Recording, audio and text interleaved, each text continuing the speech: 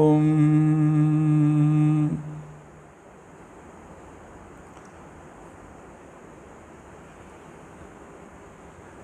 ಜನ್ಮಾದ್ಯಸ್ಯ ಯತೋನ್ಮಯಾದಿತರತಶ್ಚಾರ್ಥೇಷ್ವವಿಘ್ನೇಶ್ವರಾಟ್ ತೇನೇ ಬ್ರಹ್ಮಹೃದಾಯ ಆದಿಕವಯೇ ಮುಹ್ಯಂತಿ M ಸೂರಯಃ ತೇಜೋ ವಾರಿಮೃದಾಂ ಯಥಾ ವಿನಿಮಯೋ ಯತ್ರ ತ್ರಿಸರ್ಗೋ ಮೃಷಾ ಧಾಮ್ನಾ ಸ್ವೇನ ಸದಾ ನಿರಸ್ತಕುಹಕಂ ಸತ್ಯಂ ಪರಂ ಧೀಮಹಿ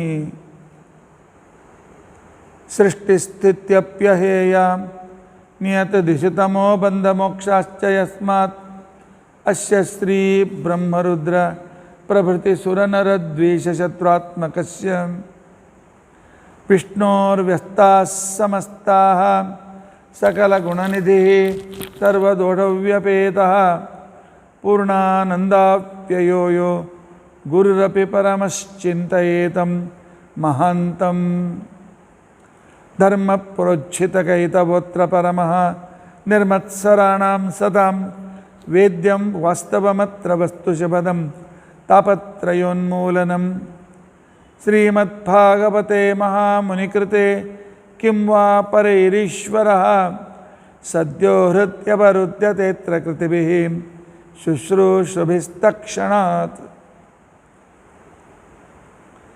निगमकल्पतरोर्गलितं फलं शुकमुखादमृतद्रवसंयुतं पिबत भागवतं रसम् आलयं मुहुरहो रसिकाः भुवि भावुकाः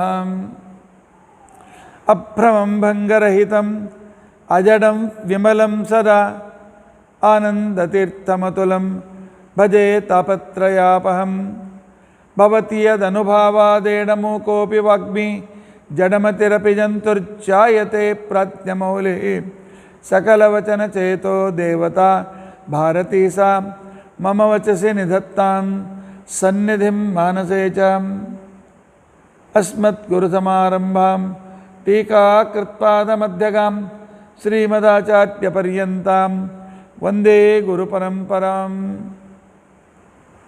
विद्यायां विबुधाचार्यं वेदज्ञानाब्धिचन्दिरं दुर्मतध्वान्तमार्ताण्डं सत्यध्यानमुनिं भजे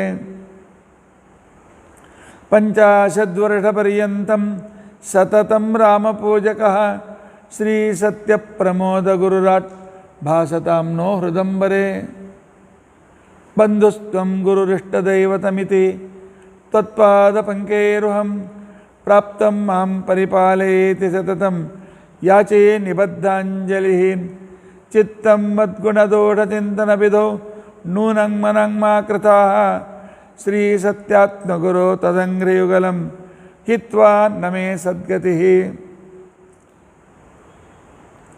यैरहं शुकवत् सम्यक् शिक्षितोऽस्मि कृपालुभिः तान् वन्दे धेनुपाचार्यान् तत्त्वज्ञानार्थसिद्धये श्रीगुरुभ्यो नमः हरिः ओं हरिः ओं हरिः ओं स्वस्त्यस्तु असेडसन्मङ्गलानि सन्तु श्लोकैकश्रवणपठनमात्रेण वक्तुश्च श्रोतॄणां निखिलकलिकृतकल्मषाप नोदनपटुतरे धर्माद्यखिलपुरुषार्थसाधने भूते अद्य श्रीमद्भागवते चतुर्थस्कन्धान्तकथा प्रारम्भे सति किञ्चित् पूर्वकथानुवादः हरिः ओं हरिः ओं हरिः ओं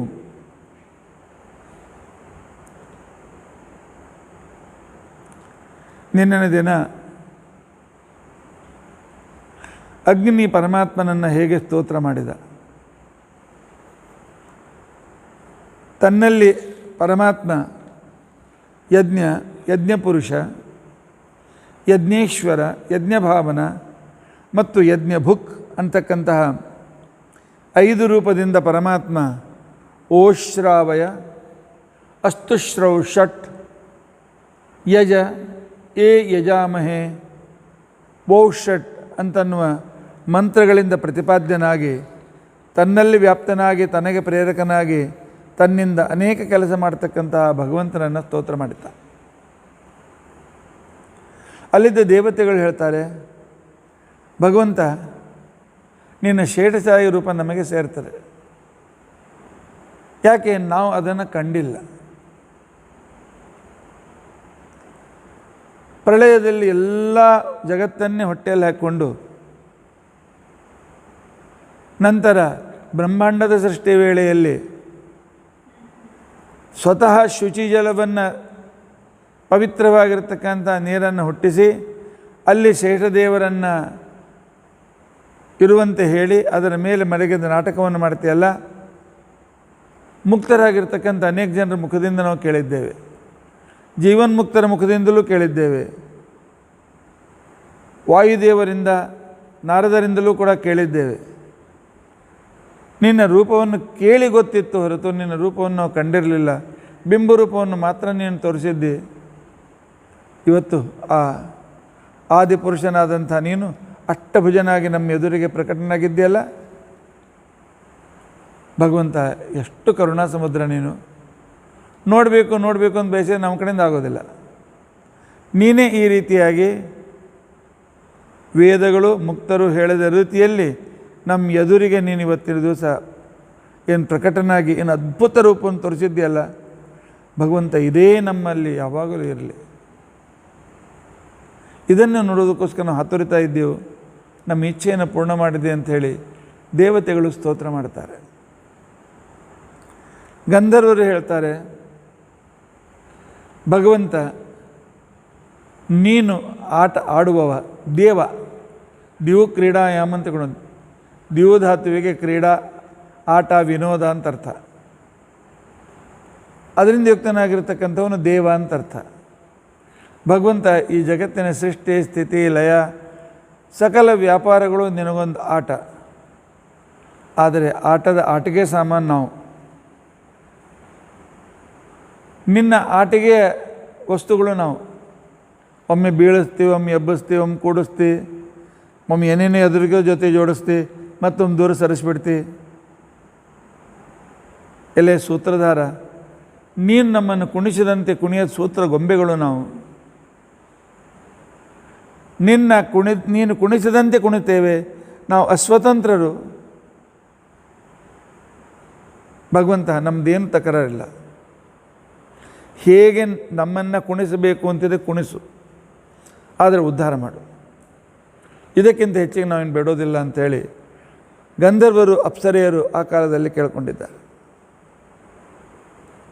ವಿದ್ಯಾಧರರು ವಿಶಿಷ್ಟವಾದ ವಿದ್ಯಾಪಾಸನವನ್ನು ಮಾಡಿ ಆ ವಿದ್ಯೆಯ ಸಫಲತೆಯನ್ನು ಪಡೆದಿರತಕ್ಕಂಥ ವ್ಯಕ್ತಿಗಳು ಹೇಳ್ತಾರೆ, ಭಗವಂತ ಸಂಸಾರದಲ್ಲಿ ಮುಳುಗಿದ್ದೇವೆ, ಸಂಸಾರ ಒಂದು ಸಾಗರ, ಸಂಸಾರ ಒಂದು ಭಯಂಕರ ತ್ರಾಸಿನ ಒಂದು ಸಂದರ್ಭ, ಹಾಗೆ ಹೀಗೆ ಅದು ಇದು ಸಂಸಾರದ ಬಗ್ಗೆ ಗ್ರಂಥವೂ ಹೇಳ್ತವೆ. ಹೇಳೋರು ಹೇಳ್ತಾರೆ, ಏನಪ್ಪ ಸಂಸಾರದಲ್ಲಿ ಸಿಕ್ಬಿದ್ದಿದ್ದೇವೆ, ಒಂದದು ಅಂಬಿಗ ನಾನು ಯಾವಾಗ ಬರ್ತಿ, ನನ್ನನ್ನು ನೀನು ನನ್ನ ಯಾವಾಗ ತಾಗಿಸ್ತಿ ಅಂತ ತಿಳ್ಕೊಂಡು ಅಂತೇಳಿ ನಿನ್ನ ನಂಬಿದೆ ಅಂತ ತಿಳ್ಕೊಂಡು ಅಂಥೇಳಿ ಹೇಳ್ತಾರೆ. ಇದೆಲ್ಲ ಸರಿ, ಅದರೊಳಗೇನು ಸಂಶಯ ಇಲ್ಲ. ಆದರೆ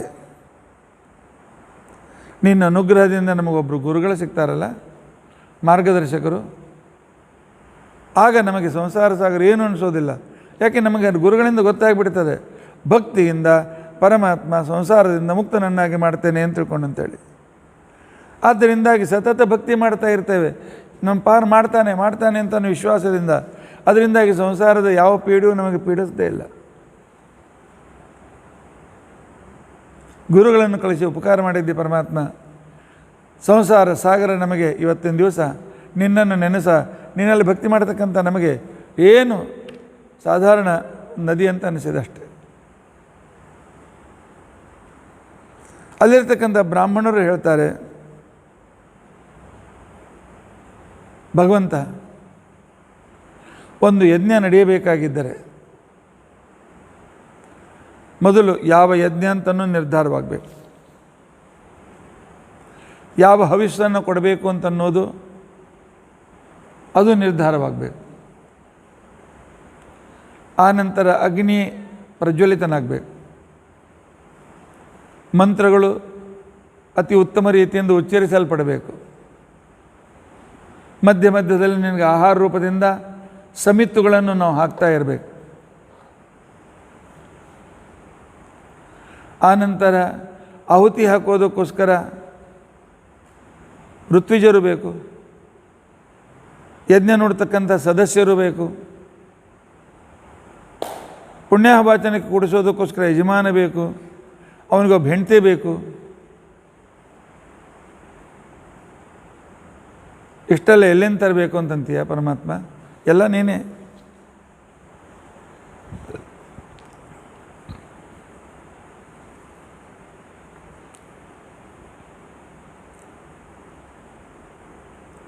ಹಾಗೆ ನಮಗೆ ನೀನು ಯಜ್ಞದ ಪ್ರತಿಯೊಂದು ಪಾತ್ರೆಯಲ್ಲೂ ಕಾಣಿಸ್ತು. ನೀನೇ ಆ ಯಜ್ಞ ನಾಮಕನಾಗಿದ್ದೆ. ಹವಿಷ್ಯನ ಅನ್ನದಲ್ಲಿ ಅನ್ನಾದನಾಗಿ ಕಾಣಿಸ್ತಾ ಇದ್ದೆ. ಅಗ್ನಿಯಲ್ಲಿ ಪ್ರಜ್ವಲಿತನಾಗಿ ತೇಜಸ್ವಿಯಾಗಿ ನಮಗೆ ದರ್ಶನವನ್ನು ಪರಶುರಾಮ ರೂಪದಿಂದ ದರ್ಶನ ಕೊಡ್ತಾ ಇದ್ದೆ. ಮಂತ್ರಗಳು ನಿನ್ನನ್ನೇ ಹೇಳ್ತವೆ.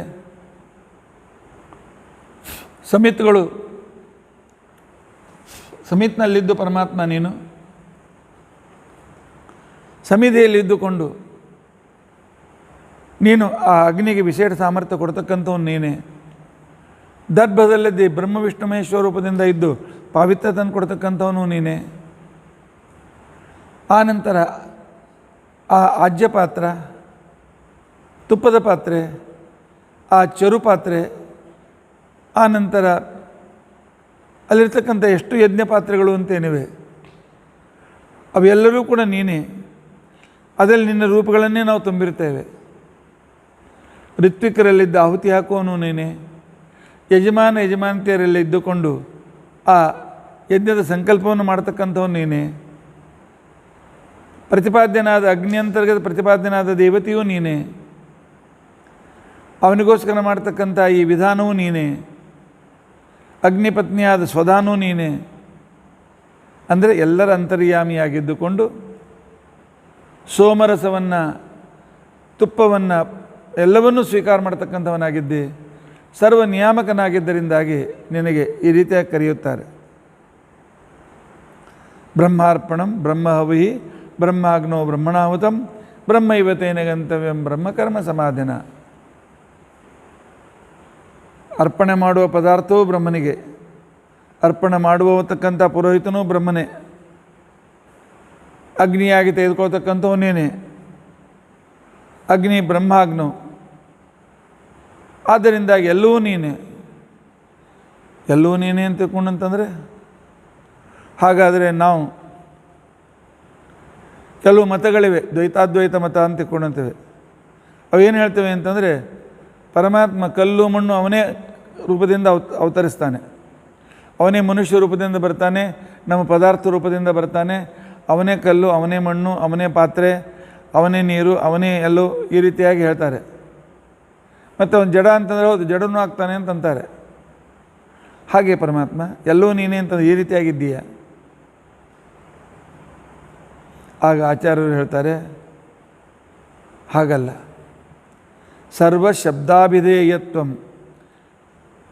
ಕ್ರತು ಹವಿಸ್ ಹುತಾಶ ಮಂತ್ರ ಎಲ್ಲ ಶಬ್ದಗಳಿಂದ ವರ್ಣಿಸಲ್ಪಡ್ತಕ್ಕಂಥವನು ಪರಮಾತ್ಮನೇ.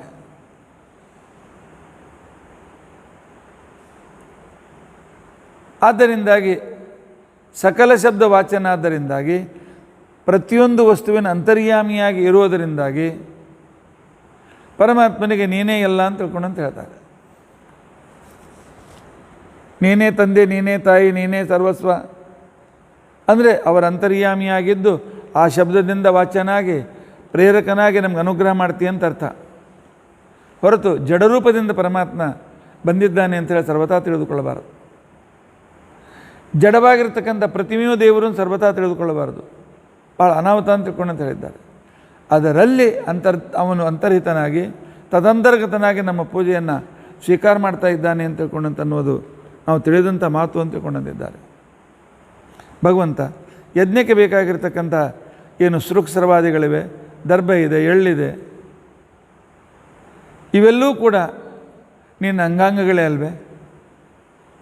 ಆದಿ ಹಿರಣ್ಯಾಕ್ಷ ಈ ಸಂಪೂರ್ಣ ಪೃಥ್ವಿಯನ್ನು ರಸಾತಳದಿಂದ ಮೇಲೆ ತರಲಿಕ್ಕೆ ತಯಾರಾಗದೇ ಇದ್ದಾಗ, ಆಗ ಯಜ್ಞವರಾಹನಾಗಿ ನೀನು ನಿನ್ನ ಸ್ವೇದದಿಂದ ಎಳ್ಳುಗಳನ್ನು, ಆನಂತರ ನಿನ್ನ ಕೂದಲುಗಳಿಂದ ಈ ಬೇಕಾಗಿರ್ತಕ್ಕಂತಹ ಸಕಲ ದರ್ಭೆಗಳನ್ನು, ನಿನ್ನ ಅವಯವಗಳಿಂದ ಎಲ್ಲ ರೀತಿಯಾಗಿರ್ತಕ್ಕ ಯಜ್ಞಪಾತ್ರೆಗಳನ್ನು ಸೃಷ್ಟಿ ಮಾಡಿದ್ದೀಯಲ್ಲ.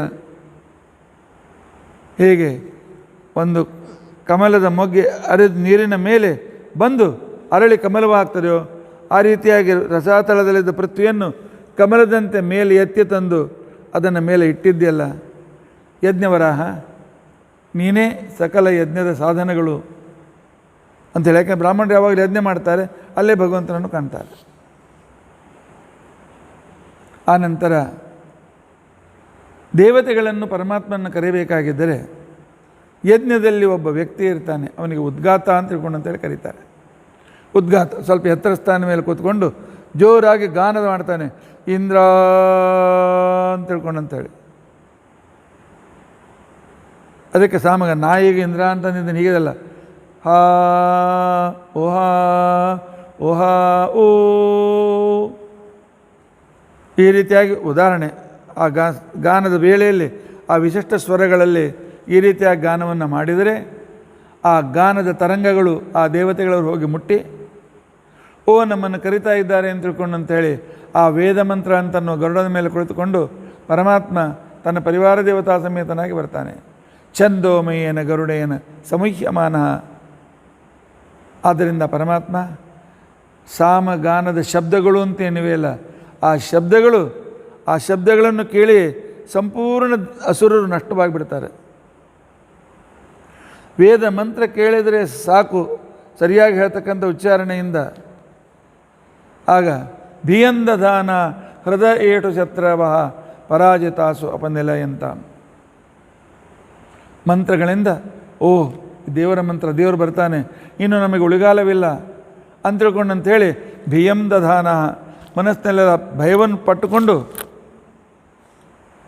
ಶತ್ರವಃ ನಮ್ಮ ಎಷ್ಟು ಶತ್ರುಗಳು, ಇವಿಲ್ ಪಾವರ್ಗಳಿವೆ, ಎಷ್ಟೆಷ್ಟು ನಮ್ಮ ಬಾಧಕವಾಗಿರ್ತಕ್ಕಂಥ ದುಷ್ಟ ಶಕ್ತಿಗಳಿವೆ, ಅಸುರ ರಾಕ್ಷಸ ಮೊದಲಾಗಿರ್ತಕ್ಕಂಥವರಿದ್ದಾರೆ, ಅವರೆಲ್ಲರೂ ಕೂಡ ಹೃದಯ ಶತ್ರವ ಪರಾಜಿತಾಸ, ಅದರಿಂದ ಗಾಬರಿಯಾಗಿ ಸೋತು ದೂರ ಓಡಿ ಹೋಗಿಬಿಡ್ತಾರೆ. ಇದು ಮಂತ್ರದ ಸಾಮರ್ಥ್ಯ ಇದೆ. ಮಂತ್ರ ಅಂತ ತಿಳ್ಕೊಂಡು ಸುಮ್ಮನೆ 4 ಅಕ್ಷರ ಅಂತ ತಿಳ್ಕೊಳ್ಬೇಡಿ. ಆ ಮಂತ್ರದಲ್ಲಿರ್ತಕ್ಕಂಥ ಸಾಮರ್ಥ್ಯ ಅದ್ಭುತವಾಗಿರ್ತಕ್ಕಂಥ ಸಾಮರ್ಥ್ಯ ಇದೆ. ಪರಮಾತ್ಮ ನೀನು ಭಕ್ತಿಯಿಂದ ಗಾನ ಮಾಡಿದಾಗ ಪ್ರತ್ಯಕ್ಷನಾಗ್ತಿ. ಈಗ ನಮ್ಮ ಎದುರಿಗೆ ಪ್ರತ್ಯಕ್ಷನಾಗಿ ಬಂದಿದ್ದೆ ಭಗವಂತ, ಬಂದಿದ್ದೀಯಲ್ಲ. ಯಜ್ಞ ಅಪೂರ್ಣವಾಗಿ ಉಳಿಬಾರದು, ಆದ್ದರಿಂದಾಗಿ ಯಜ್ಞವನ್ನು ಪೂರ್ಣಗೊಳಿಸು. ಪೂರ್ತಿ ಎಲ್ಲಿ ಯಜ್ಞ ನಿರ್ವಿಘ್ನವಾಗಿ ಪೂರ್ತಿ ಆಗ್ತದೆ, ಅಲ್ಲಿರ್ತಕ್ಕಂಥ ಎಲ್ಲ ಪರಿಸರದ ವಿಶ್ವವೇ ಮಂಗಲಕರವಾಗ್ತದೆ. ಅದಕ್ಕೆ ನವರಾತ್ರಿ ಉತ್ಸವ ಅಥವಾ ದೊಡ್ಡ ಯಜ್ಞಗಳು, ಪ್ರತಿ ಸಹಸ್ರಾದ ಯಜ್ಞಗಳನ್ನು ಮಾಡುವಾಗ ಅತ್ರ ಸ್ಥಿತಾನಾಂ ಸರ್ವೇಷಾಂ ಗ್ರಾಮವಾಸಿನಾಂ ತಥಾ ಪಟ್ಟಣವಾಸಿನಾಂ ಸರ್ವೇಷಾಂಚ ವಿಶ್ವವಾಸಿನಾಂ ಮಂಗಲಾತ್ ಪ್ರಾಪ್ತ್ಯರ್ಥಂ ವಿಶ್ವಶಾಂತ್ಯರ್ಥಂ ಇದಂ ಹೋಮಂ ಕರಿಷ್ಯೆ ಅಂತೇಳಿ ಸಂಕಲ್ಪ ಮಾಡ್ತಾರೆ. ಎಲ್ಲಿ ಒಂದು ಹೋಮ ಆಗ್ತದೆ 3 ಕಿಲೋಮೀಟರ್ನಲ್ಲಿರ್ತಕ್ಕಂಥ ಎಲ್ಲ ಹವೆ ಅದು ಪೊಲ್ಯೂಷನ್ ರಹಿತವಾಗ್ತದಂತೆ. ಅಷ್ಟು ಯಜ್ಞಕ್ಕೆ ಮಹತ್ವ ಇದೆ. ಇವರೆಲ್ಲರ ಭಕ್ತಿ ಪುರಸ್ಸರವಾದ ಈ ಪರಮಾತ್ಮನ ಪ್ರಾರ್ಥನೆಯನ್ನು ಕೇಳಿ ಭಗವಂತ ಸಂತುಷ್ಟನಾಗಿದ್ದಾನೆ. ಇಷ್ಟೋ ತನಕ ಅಸಂತುಷ್ಟನಾಗಿದ್ದೇನು ಅಲ್ಲ, ಅವನು ಯಾವಾಗಲೂ ಸಂತೋಷದ ಮೂರ್ತಿಯೇ, ಅನುಗ್ರಹೋನ್ಮುಖನಾದ ಅಂತ ಇವರಿಗೆ ಅನುಗ್ರಹ ಮಾಡಬೇಕು ಅಂತ ಅವನ ಇಚ್ಛೆಯನ್ನು ಮಾಡಿದ ಇಂಥ ಭಗವಂತ. ಆವಾಗ ಯಾವ ರುದ್ರದೇವರಿಗೆ ಬೇಡ ಅಂದಿದ್ರು ಆ ರುದ್ರದೇವರನ್ನು ಗುಡಿಸಿ ಅವರನ್ನೇ ಅಧ್ಯಕ್ಷರನ್ನಾಗಿ ಮಾಡಿ ಅವರ ಅಧ್ಯಕ್ಷದಲ್ಲಿ ದಕ್ಷ ಪ್ರಜಾಪತಿಯ ಕಡೆಯಿಂದ ಯಜ್ಞವನ್ನು ಪೂರ್ಣ ಮಾಡಿದ್ದಾನೆ. ಯಜ್ಞ ಪೂರ್ಣವಾದ ಮೇಲೆ ಎಲ್ಲ ದೇವತೆಗಳಿಗೂ ಅವರವರ ಭಾಗಗಳನ್ನು ಕೊಟ್ಟಿದ್ದಾನೆ. ಪರಮಾತ್ಮ ತನ್ನ ಸ್ವಾಖ್ಯ ಭಾಗವನ್ನು ಕೂಡ ಸ್ವೀಕಾರ ಮಾಡ್ತಾನೆ. ಸ್ವೀಕಾರ ಮಾಡಲ್ಲಿರ್ತಕ್ಕಂಥ ಎಲ್ಲರಿಗೂ, ದೇವತೆಗಳಿಗೂ, ಋಷಿಗಳಿಗೂ, ಮುನಿಗಳಿಗೂ, ಸದಸ್ಯರಿಗೂ ಸೇರಿರ್ತಕ್ಕಂಥ ಎಲ್ಲ ಜನರನ್ನು ಕುರಿತು ಪರಮಾತ್ಮ ಹೇಳ್ತಾನೆ, ಜಗತ್ತಿನ ಜನರು ತಪ್ಪು ಕಲ್ಪನೆ ಇದೆ. ಚತುರ್ಮುಖ ಬ್ರಹ್ಮ ಸ್ವತಂತ್ರನಾಗಿ ಸೃಷ್ಟಿ ಮಾಡ್ತಾನೆ ಅನ್ನುವ ತಪ್ಪು ಕಲ್ಪನೆ ಅತಿ ತಪ್ಪಾದ ಕಲ್ಪನೆ. ಅವನ ಸ್ವತಂತ್ರ, ತಾನಾಗಿ ಏನೂ ಮಾಡಲಾರ. ರುದ್ರದೇವರು ಸ್ವತಂತ್ರವಾಗಿದ್ದುಕೊಂಡು ಸಂಪೂರ್ಣವಾದಂಥ ಉಪಸಂಹಾರ, ಜಗತ್ತನ್ನು ಸಂಹಾರ ಮಾಡ್ತಾರೆ ಅಂತ ತಿಳ್ಕೊಂಡಂತಾರಲ್ಲ, ಅದು ಕೂಡ ತಪ್ಪು.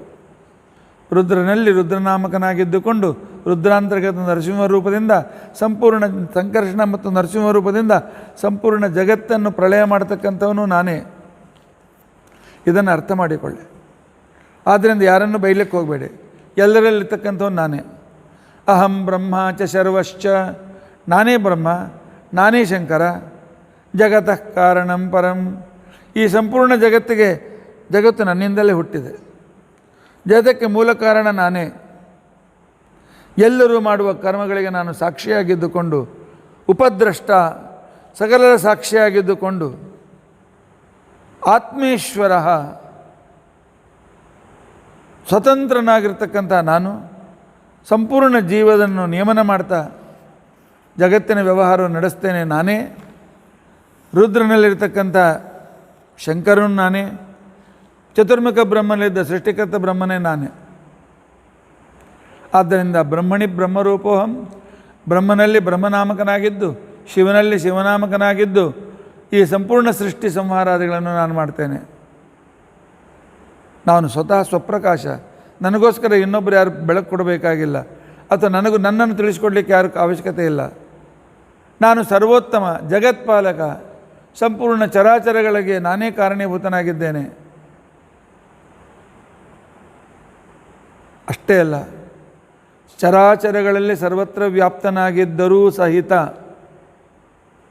ನಾನು ಎಲ್ಲ ಕಡೆಯಲ್ಲೂ ಪರಿಪೂರ್ಣನಾಗಿದ್ದೇನೆ. ನಮ್ಮ ಮನೆಯ ವೋಲ್ಟೇಜ್ ಸಾಧಾರಣ ನಂಗೆ ಸರಿ ಗೊತ್ತಿಲ್ಲ, 230 to 350 340 ಇರ್ಬೋದು. ಸಂಪೂರ್ಣ ವೋಲ್ಟೇಜ್ ಎಲ್ಲ ವೈರ್ನಲ್ಲಿ ಹರಿತಾ ಇದೆ, ಎಲ್ಲೂ ಕಡಿಮೆ ಇಲ್ಲ. ಆದರೆ ಒಂದು 0 ಕ್ಯಾಂಡಲ್ ಬಲ್ಬ್ ಇದೆ, ಅಷ್ಟೇ ಬೆಳಕು ಕೊಡ್ತದೆ. ಆ ನಂತರ ಒಂದು 100 ಕ್ಯಾಂಡಲ್ ಬಲ್ಬ್ ಇದೆ, ಅದು ಅಷ್ಟು ವಿಶೇಷವಾದ ಬೆಳಕು ಕೊಡ್ತದೆ. ಅದು ಎಲ್ಲ ಕಡೆ ಎಲೆಕ್ಟ್ರಿಸಿಟಿಯ ಒಂದು ಪವರ್ ಕ್ರಮ, ವೋಲ್ಟೇಜ್ ಏನಿದೆ ಸೇಮ್ ಇದೆ.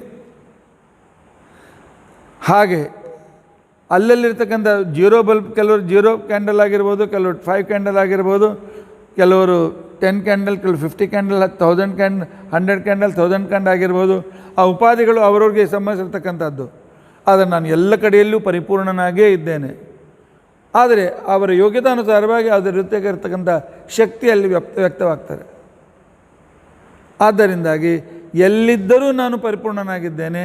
ಇದಕ್ಕೇನೆ ಸ್ವಗತ ಭೇದ ವಿವರ್ಜಿತತ್ವ ಅಂತ ತಿಳ್ಕೊಂಡಂಥೇಳಿ ಕರೀತಾರೆ. ಪುನಃ ಈ ವಿಚಾರವನ್ನು ಹೇಳ್ತಾರೆ. ಯಾಕೆ ಅಂತ ತಿಳ್ಕೊಂಡಂತಂದರೆ, ನಾವು ಜಗತ್ತಿನಲ್ಲಿ ಒಬ್ಬರನ್ನು ಅತಿ ಕೀಳಾಗಿ ನೋಡ್ತೇವೆ, ಒಬ್ಬರನ್ನು ಅತಿ ಶ್ರೇಷ್ಠವಾಗಿ ನೋಡ್ತಾರೆ, ಇನ್ನೊಬ್ಬರನ್ನು ತಿರಸ್ಕಾರದಿಂದ ನೋಡ್ತೇವೆ, ಮತ್ತೊಬ್ಬರನ್ನು ಎಕ್ಸ್ಪ್ಲಾಯ್ಟ್ ಮಾಡ್ತೇವೆ. ಆ ಎಲ್ಲ ವೇಳೆಯಲ್ಲಿಯೂ ಎಲ್ಲ ಕಡೆಗಳಿದ್ದ ದೇವರು ಒಬ್ಬನೇ. ನಾನು ಮಾಡೋದು ಭಗವಂತನ ಅಪಮಾನ. ಆದ್ದರಿಂದಾಗಿ ನಾನು ಏನೂ ಈ ರೀತಿಯಾಗಿರ್ತಕ್ಕಂಥ ಯಾರನ್ನೂ ತಿರಸ್ಕಾರ ಮಾಡಬಾರದು ಅನ್ನುವುದನ್ನು ಜಗತ್ತಿಗೆ ಕಲಿಸಿಕೊಡೋದಕ್ಕೋಸ್ಕರ ಪರಮಾತ್ಮ ತಾನು ಈ ಸ್ವಗತ ಭೇದ ವಿವರ್ಜಿತನಾಗಿ ಭಗವಂತ ಇದ್ದಾನೆ. ಹಾಗಾದರೆ ಬ್ರಹ್ಮನು ಅವನೇ. ಬ್ರಹ್ಮನಿಗೂ ಬ್ರಹ್ಮ ವಿಷ್ಣು ಮಹೇಶ್ವರಲ್ಲಿ ಭೇದವಿಲ್ಲವೇ? ಅವನೇ ಬ್ರಹ್ಮ, ಅವನೇ ಶಂಕರ, ಅವನೇ ವಿಷ್ಣು ಅಂತ ಹೇಳಿದ್ರಲ್ಲ. ಹಾಗಾದ್ರೆ 3 ಜನ ಒಂದೇನೆ, ಅವರಲ್ಲಿ ಯಾವುದೇ ರೀತಿಯಾಗಿ ತಾರತಮ್ಯ ಇಲ್ಲವೇ? ಅವರಲ್ಲಿ ಏಕತ್ವ ಇದೆ ಅನ್ನೋ ಅನೇಕ ಪ್ರಶ್ನೆಗಳು ನಮಗೆ ಉಂಟಾಗ್ತವೆ. ಈ ರೀತಿಯಾಗಿ ಪ್ರಶ್ನೆಗಳು ಬಂದಾಗ ನಮಗೆ ಮಾರ್ಗದರ್ಶಕರಾಗಿರ್ತಕ್ಕಂತಹ ನಮ್ಮ ಗುರುಗಳು, ಅಧ್ಯಾಪಕರು ಅಂತ ತಿಳ್ಕೊಂಡಂತಂದರೆ ಮಧ್ವಾಚಾರ್ಯ, ಶ್ರೀಮದಾಚಾರ್ಯ ಹೇಳ್ತಾರೆ, ಅಂತರ್ಯಾಮಿ ಸ್ವರೂಪೇಣ ನಾನೇ ಬ್ರಹ್ಮ ಅಂತಂದರೆ ಚತುರ್ಮುಖ ಬ್ರಹ್ಮ ಅನ್ನುವ ಜೀವ ದೇವರಲ್ಲ. ಚತುರ್ಬ್ರಹ್ಮಕನಲ್ಲಿದ್ದುಕೊಂಡು ಅವರ ಅಂತರ್ಯಾಮಿಯಾಗಿದ್ದುಕೊಂಡು ಅವರಿಗೆ ಆ ಸೃಷ್ಟಿಯಾದಿ ಸಾಮರ್ಥ್ಯಗಳನ್ನು ಕೊಡ್ತಕ್ಕಂಥ ವೋಲ್ಟೇಜ್ ಭಗವಂತ. ಆದ್ದರಿಂದ ಪರಮಾತ್ಮ ಎಲ್ಲ ಕಡೆಯಲ್ಲೂ ಸಮಾನ ಇದ್ದಾನೆ ಅಂತ ಅರ್ಥ. ಆನಂತರ ರುದ್ರದೇವರಲ್ಲಿ ರುದ್ರದೇವರು ಇವನೇ ಅಲ್ಲ, ನೀಲಕಂಠ ಇವನೇ ಅಲ್ಲ. ನೀಲಕಂಠನಲ್ಲಿ ಸಂಕರ್ಷಣ ನರಸಿಂಹಾದಿ ರೂಪಗಳಿಂದ ಇದ್ದು ಅವನನ್ನು ನಿಮಿತ್ತ ಮಾಡಿಕೊಂಡು ಸಂಪೂರ್ಣ ಜಗತ್ತನ್ನು ಸಂಹಾರ ಮಾಡ್ತಾನೆ ಪರಮಾತ್ಮ. ಇವರು ಕೇವಲ ನಿಮಿತ್ತ ಮಾತ್ರ, ಎಲ್ಲವನ್ನೂ ಮಾಡ್ತಕ್ಕಂಥವನು ಅವರ ರೂಪದಿಂದ ಮಾಡ್ತಕ್ಕಂಥವನು ಭಗವಂತನೇ. ನತು ಜೀವಸ್ವರೂಪೇಣ. ಉಳಿದ ಅಜ್ಞಾನಿಗಳು ಹೇಳುವಂತೆ ಜೀವ ಬ್ರಹ್ಮರು ಒಂದೇ, ಬ್ರಹ್ಮ ವಿಷ್ಣು ಮಹೇಶ್ವರರು ಒಂದೇ, ಕೇವಲ ಒಬ್ಬ ದೇವ ಹಲವು ನಾಮ. ಹೌದು, ನಿಜ, ಒಬ್ಬ ದೇವ ಹಲವು ನಾಮ ನಿಜ. ಆದರೆ ಎಲ್ಲ ಜಡನೂ ಅವನಲ್ಲ, ಅಸ್ವತಂತ್ರನಾದ ಜೀವನೂ ಅವನಲ್ಲ. ಅವರನ್ನು ಮೀರಿರ್ತಕ್ಕಂಥ ವ್ಯಕ್ತಿ ಕ್ಷರಾಕ್ಷರಂ ಅತೀತೋಹಂ ಅಕ್ಷರಾದಪಿ ಚೋತ್ತಮ. ಕ್ಷರಪುರುಷರೆಲ್ಲರೂ ಬ್ರಹ್ಮಾದಿ ದೇವತೆಗಳವರೆಗೆ, ಅಕ್ಷರ ಪುರುಷರು ಮಹಾಲಕ್ಷ್ಮೀ ದೇವಿ. ನಾನು ಕ್ಷರ ಮತ್ತು ಅಕ್ಷರ ಎಲ್ಲರನ್ನೂ ಮೀರಿ ನಿಂತುಕೊಂಡಿರ್ತಕ್ಕಂಥ ಪುರುಷೋತ್ತಮ ನಾನು. ಇದನ್ನೇ ಈ ರೀತಿಯಾಗಿ ತಿಳಿದುಕೊಳ್ಳುವುದೇ ಸ್ವಗತ ಭೇದ ವಿವರ್ಜ್ಯ ತತ್ವ ಅಂತ ತಿಳ್ಕೊಂಡಂತಕ್ಕಂಥ ವಿಚಾರ ಅಂತಿದ್ದಾರೆ. ಜೀವರು ನನ್ನಿಂದ ಅತ್ಯಂತ ಭಿನ್ನರಾಗಿದ್ದಾರೆ. ಹಾಗಾದರೆ ಅಭೇದ ವಚನ ಯಾಕೆ ಅಂತಂದರೆ ಸನ್ನಿಧಾನ ವಿಶೇಷದಿಂದ. ಬಲರಾಮ ಭಗವಂತನ ಅವತಾರ ಅಂದ್ರೇನು? ಭಗವಂತನ ಸನ್ನಿಧಾನ ವಿಶೇಷವಾಗಿದೆ ಅಂತ ಅರ್ಥ. ಸನ್ನಿಧಾನ ವಿಶೇಷವಾಗಿದೆ ಅಂತ ಏನರ್ಥ?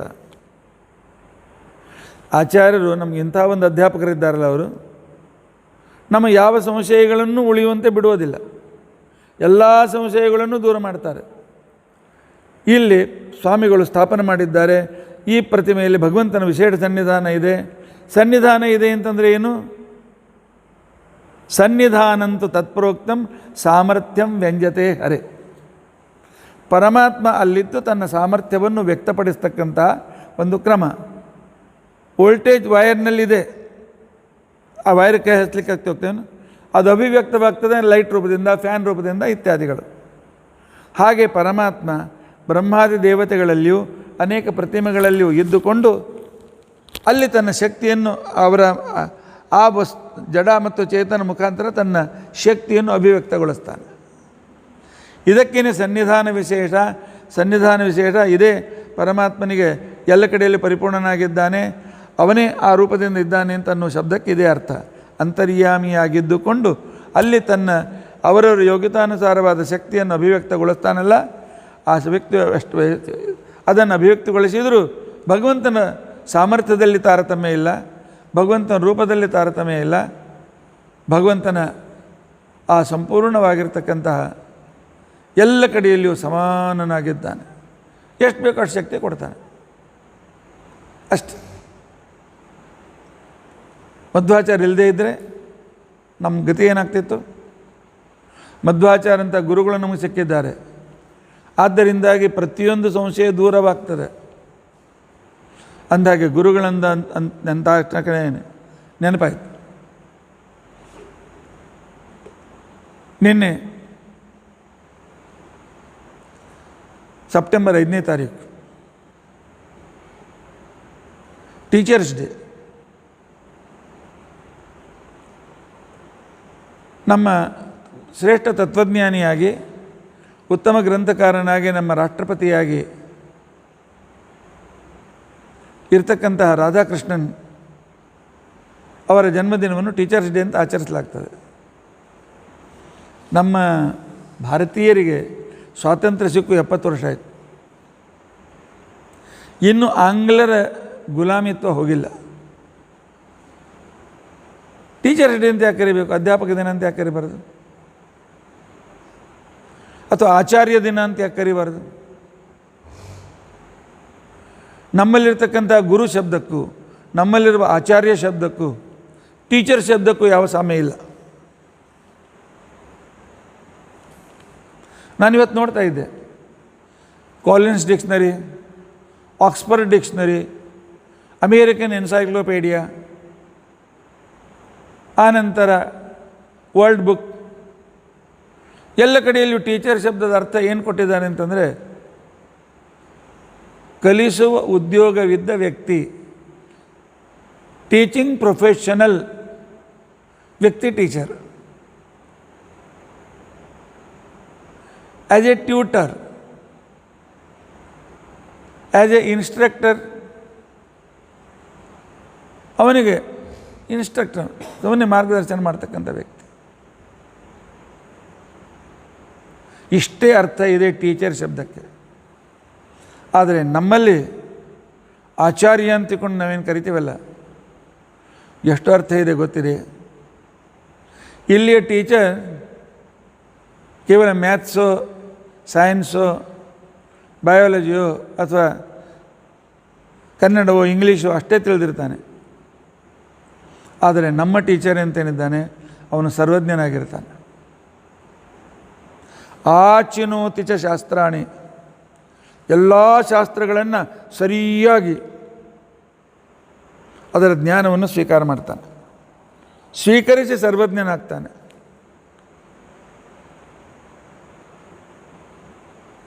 ಆನಂತರ ಕಾಲೇಜ್ ಟೀಚರ್ಗಳು ಹೇಳ್ತಾರೆ, ತಂಬಾಕು ಬಯಾಲಜಿ ಟೀಚರ್ ಕಲಿಸ್ತಾನೆ, ತಂಬಾಕು ಇದು ನಮ್ಮ ಪ್ರಾಣವನ್ನು ತೆಗೆದುಕೊಳ್ತಾರೆ, ಕ್ಯಾನ್ಸರ್ ಕಾರಣ ಆಗಿದೆ ಅಂತ ತಿಳ್ಕೊಂಡಂತೇಳಿ. ಆದರೆ ಅವನೇ ಬಂದು ಟೀಚರ್ಸ್ ರೂಮ್ನಲ್ಲಿಯೋ ಅಥವಾ ಎಲ್ಲೋ ಮೂಲೆ ನಿಂತ್ಕೊಂಡು ಸಿಗರೇಟ್ ಸೇರ್ತಾ ಇರ್ತಾನೆ. ಟೀಚರಿಗೂ ಮತ್ತು ಅವನು ಉಪದೇಶ ಮಾಡುವ ನಿಯಮಕ್ಕೂ ಏನೂ ಸಂಬಂಧ ಇಲ್ಲ. ಆದರೆ ನಮ್ಮಲ್ಲಿ ಗುರುಗಳಾಗಬೇಕಾಗಿದ್ದರೆ ಏನು ಉಪದೇಶ ಮಾಡ್ತಿ ಅದನ್ನು ಆಚರಣೆಗೆ ತೆಗೆದುಕೊಂಡು ಬಾ. ಸ್ವಯಂ ಆಚರತೆ, ತಾನು ಹೇಳಿದ್ದನ್ನು ತಾನು ಸರಿಯಾಗಿ ಆಚರಣೆ ಮಾಡಿ ತೋರಿಸ್ತಾನೆ. ಏನು ಉಪದೇಶ ಮಾಡ್ತಾನೆಯೋ ಅದನ್ನು ಆಚರಣೆ ಮಾಡ್ತಾನೆ. ಅದ್ರ ಜೊತೆಯಲ್ಲಿ ಆಚಾರ್ಯ ಸ್ಥಾಪಯತ್ಯಪಿ, ತನ್ನ ಶಿಷ್ಯರಾಗಿ ಬಂದಿರತಕ್ಕಂಥವರಿಗೂ ಅದು ಪೂರ್ತಿಯಾಗಿ ಆಚರಣೆ ಮಾಡಲಿಕ್ಕೆ ಹಚ್ತಾನೆ. ಆ ಎಲ್ಲ ಗುಣಗಳು ಅವನಲ್ಲಿ ತನ್ನಲ್ಲಿ ತಂದ್ಕೊಂಡು ಬರ್ತಾನೆ. ಆ ಗುಣಗಳು ಅವರಲ್ಲಿ ಬರುವಂತೆ ಮಾಡ್ತಾನೆ. ಬರೀ ಅದನ್ನು ಸಬ್ಜೆಕ್ಟ್ ಕಲಿಸಿ 35 ಮಾರ್ಕ್ಸ್ ಸಿಕ್ಕರೆ ಪಾಸ್ ಮಾಡಿ ಮುಂದೆ ಕಳಿಸೋದಿಲ್ಲ. ಅವನನ್ನು ಹೊಸ ಮೂರ್ತಿಯನ್ನಾಗಿ ಮಾಡ್ತಾನೆ. ಅದಕ್ಕೆ ನಮ್ಮಲ್ಲಿ ಹೇಳಿದ್ದಾರೆ, ಆಚಿನೋತಿ ಚ ಶಾಸ್ತ್ರಾಣಿ, ಸಕಲ ಶಾಸ್ತ್ರಗಳನ್ನು ತಿಳಿದುಕೊಂಡು ಸರ್ವಜ್ಞನಾಗ್ತಾನೆ.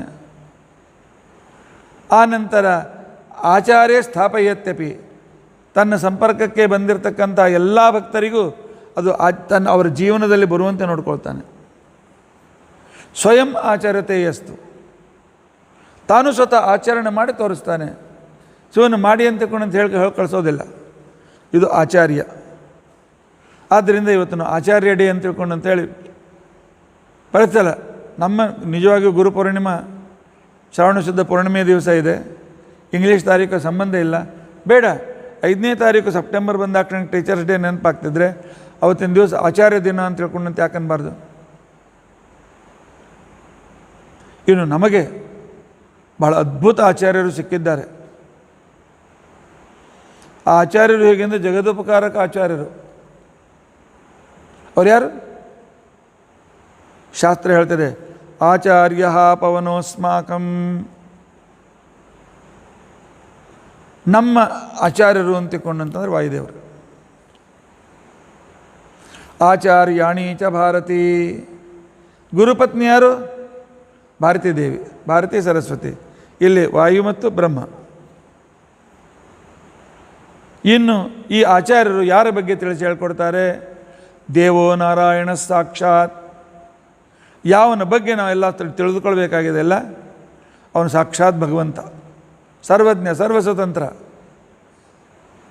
ಅವನ ಹೆಂಡತಿ ದೇವಿ ಮಂಗಲ ದೇವತಾ, ನಮ್ಮೆಲ್ಲರಿಗೂ ಮಂಗಳವನ್ನು ಉಂಟು ಮಾಡ್ತಕ್ಕಂಥ ಮಹಾಲಕ್ಷ್ಮಿ ನಮ್ಮ ಆರಾಧ್ಯ ದೇವನ ಹೆಂಡತಿ. ನಮ್ಮ ಗುರು ಆಚಾರ್ಯ ಮಧ್ವಾಚಾರ್ಯರು, ಆಚಾರ್ಯಾಣಿ ಭಾರತಿ. ಏನಪ್ಪ ಆಚಾರ್ಯರು ಏನು ಟೀಚಿಂಗ್ ಕೆಲಸ ಮಾಡಿದ್ದಾರೆ ಅಂತ ನಿಮ್ಮ ಪ್ರಶ್ನೆ ಇರ್ಬೋದು. ನಮ್ಮ ಆಚಾರ್ಯರ ಉಪದೇಶ ಸರ್ವಂಕಷವಾಗಿರ್ತಕ್ಕಂಥ ಉಪದೇಶ. ಜಗತ್ತಿನ ಎಲ್ಲ ಜನರಿಗೂ ಉಪಯೋಗ ಬೀಳುವ ವಿಚಾರವನ್ನು ಹೇಳಿದ್ದಾರೆ. ಒಬ್ಬ ಗುಡಿಸಲಿದ್ದ ವ್ಯಕ್ತಿಯು ಅದನ್ನು ಕಲ್ತಿರಬೇಕು. ಆ ನಂತರ ಒಬ್ಬ ಸಾಮಾನ್ಯ ಬಡವನಾಗಿರ್ತಕ್ಕಂಥ ವ್ಯಕ್ತಿಯು ಕಲ್ತಿರಬೇಕು. ಒಬ್ಬ ಭಿಕ್ಷುಕ ಕಲಿಬೇಕು, ಒಬ್ಬ ವಿದ್ಯಾರ್ಥಿ ಕಲಿಬೇಕು, ಒಬ್ಬ ಮಹಾವಿದ್ವಾಂಸ ಕಲಿಬೇಕು, ಒಬ್ಬ ಅನೇಕ ಅಧ್ಯಾಪಕರು ಕಲಿಬೇಕು, ಪರಮಹಂಸರು ಕಲಿಬೇಕು. ಅಂಥ ಎಲ್ಲ ವಿಷಯಗಳನ್ನು ಭಗವಂತ ಹೇಳಿದ್ದ.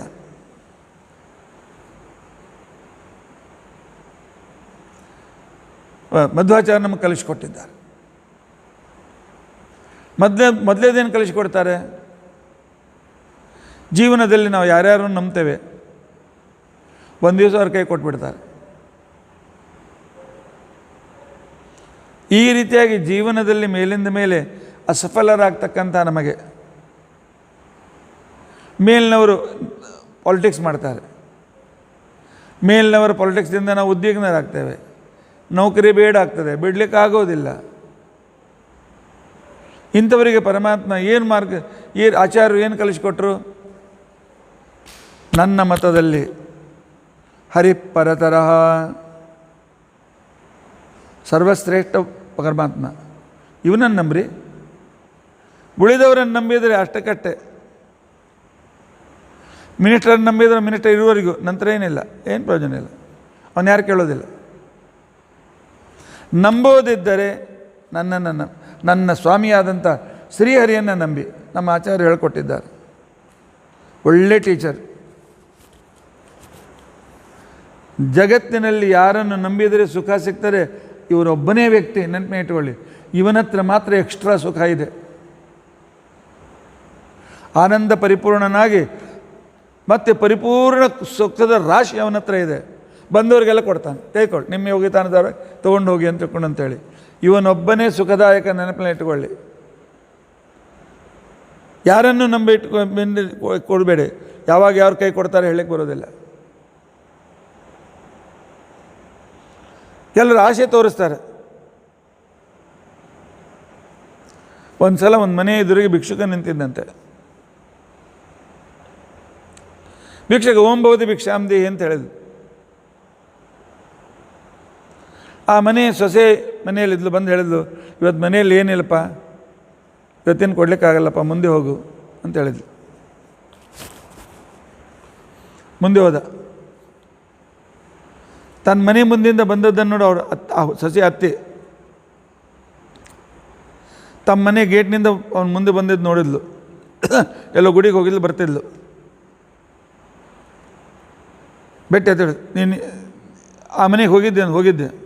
ಏನು ಹೇಳಿಲ್ಲ, ಏನಿಲ್ಲ ಅಂತ ಹೇಳಿದ್ಲು. ನಡಿ ನಮ್ಮ ಮನೆ. ಪಾಪ ಇವೇನು ತಿಳ್ಕೊಂಡ, ಏನು ಇವಳು ಹಾಕ್ತಾಳು ಬಿಡು, ಅಲ್ಲಿ ಇದ್ದಕ್ಕೇನು ಕಂಜೂಸ್ ಇರಬೇಕು, ಅದಕ್ಕೆ ಹಾಕಿರ್ಲಿಕ್ಕಿಲ್ಲ ಅಂತ ತಿಳ್ಕೊಂಡು ಅಂತೇಳಿ ಪಾಪ ಮತ್ತೆ ತಿರುಗಿ ಆ ಮನೆ ತನಕ ಬಂದ. ಅವಳು ಕುಂಟ್ಕೋದು ಬಂದು ಬಹುಶಃ ಏನು ಕೊಡ್ತಾಳೆ, ಇವು ಹಿರಿಯರಿದ್ದಾಳೆ ಅತ್ತೆ ಅಂತ ತಿಳ್ಕೊಂಡು. ಆಕೆ ಬಂದು ಏನನ್ಬೇಕು, ಗೇಟಿನ ಒಳಗೆ ನಿಂತ್ಕೊಂಡು, ನೋಡು, ಈ ಮನೆಯಲ್ಲಿ ನನ್ನ ಅಧಿಕಾರ ಮಾತ್ರ, ಭಿಕ್ಷುಕನಿಗೆ ಏನು ಇಲ್ಲ ಅಂತ ಹೇಳಿಕ್ಕೆ ನನ್ನ ಹೆಸರಿಗೆ ಏನು ಅಧಿಕಾರ ಇದೆ? ಇವತ್ತು ನಮ್ಮ ಮನೆಯಲ್ಲಿ ಏನಿಲ್ಲ, ಹೋಗು.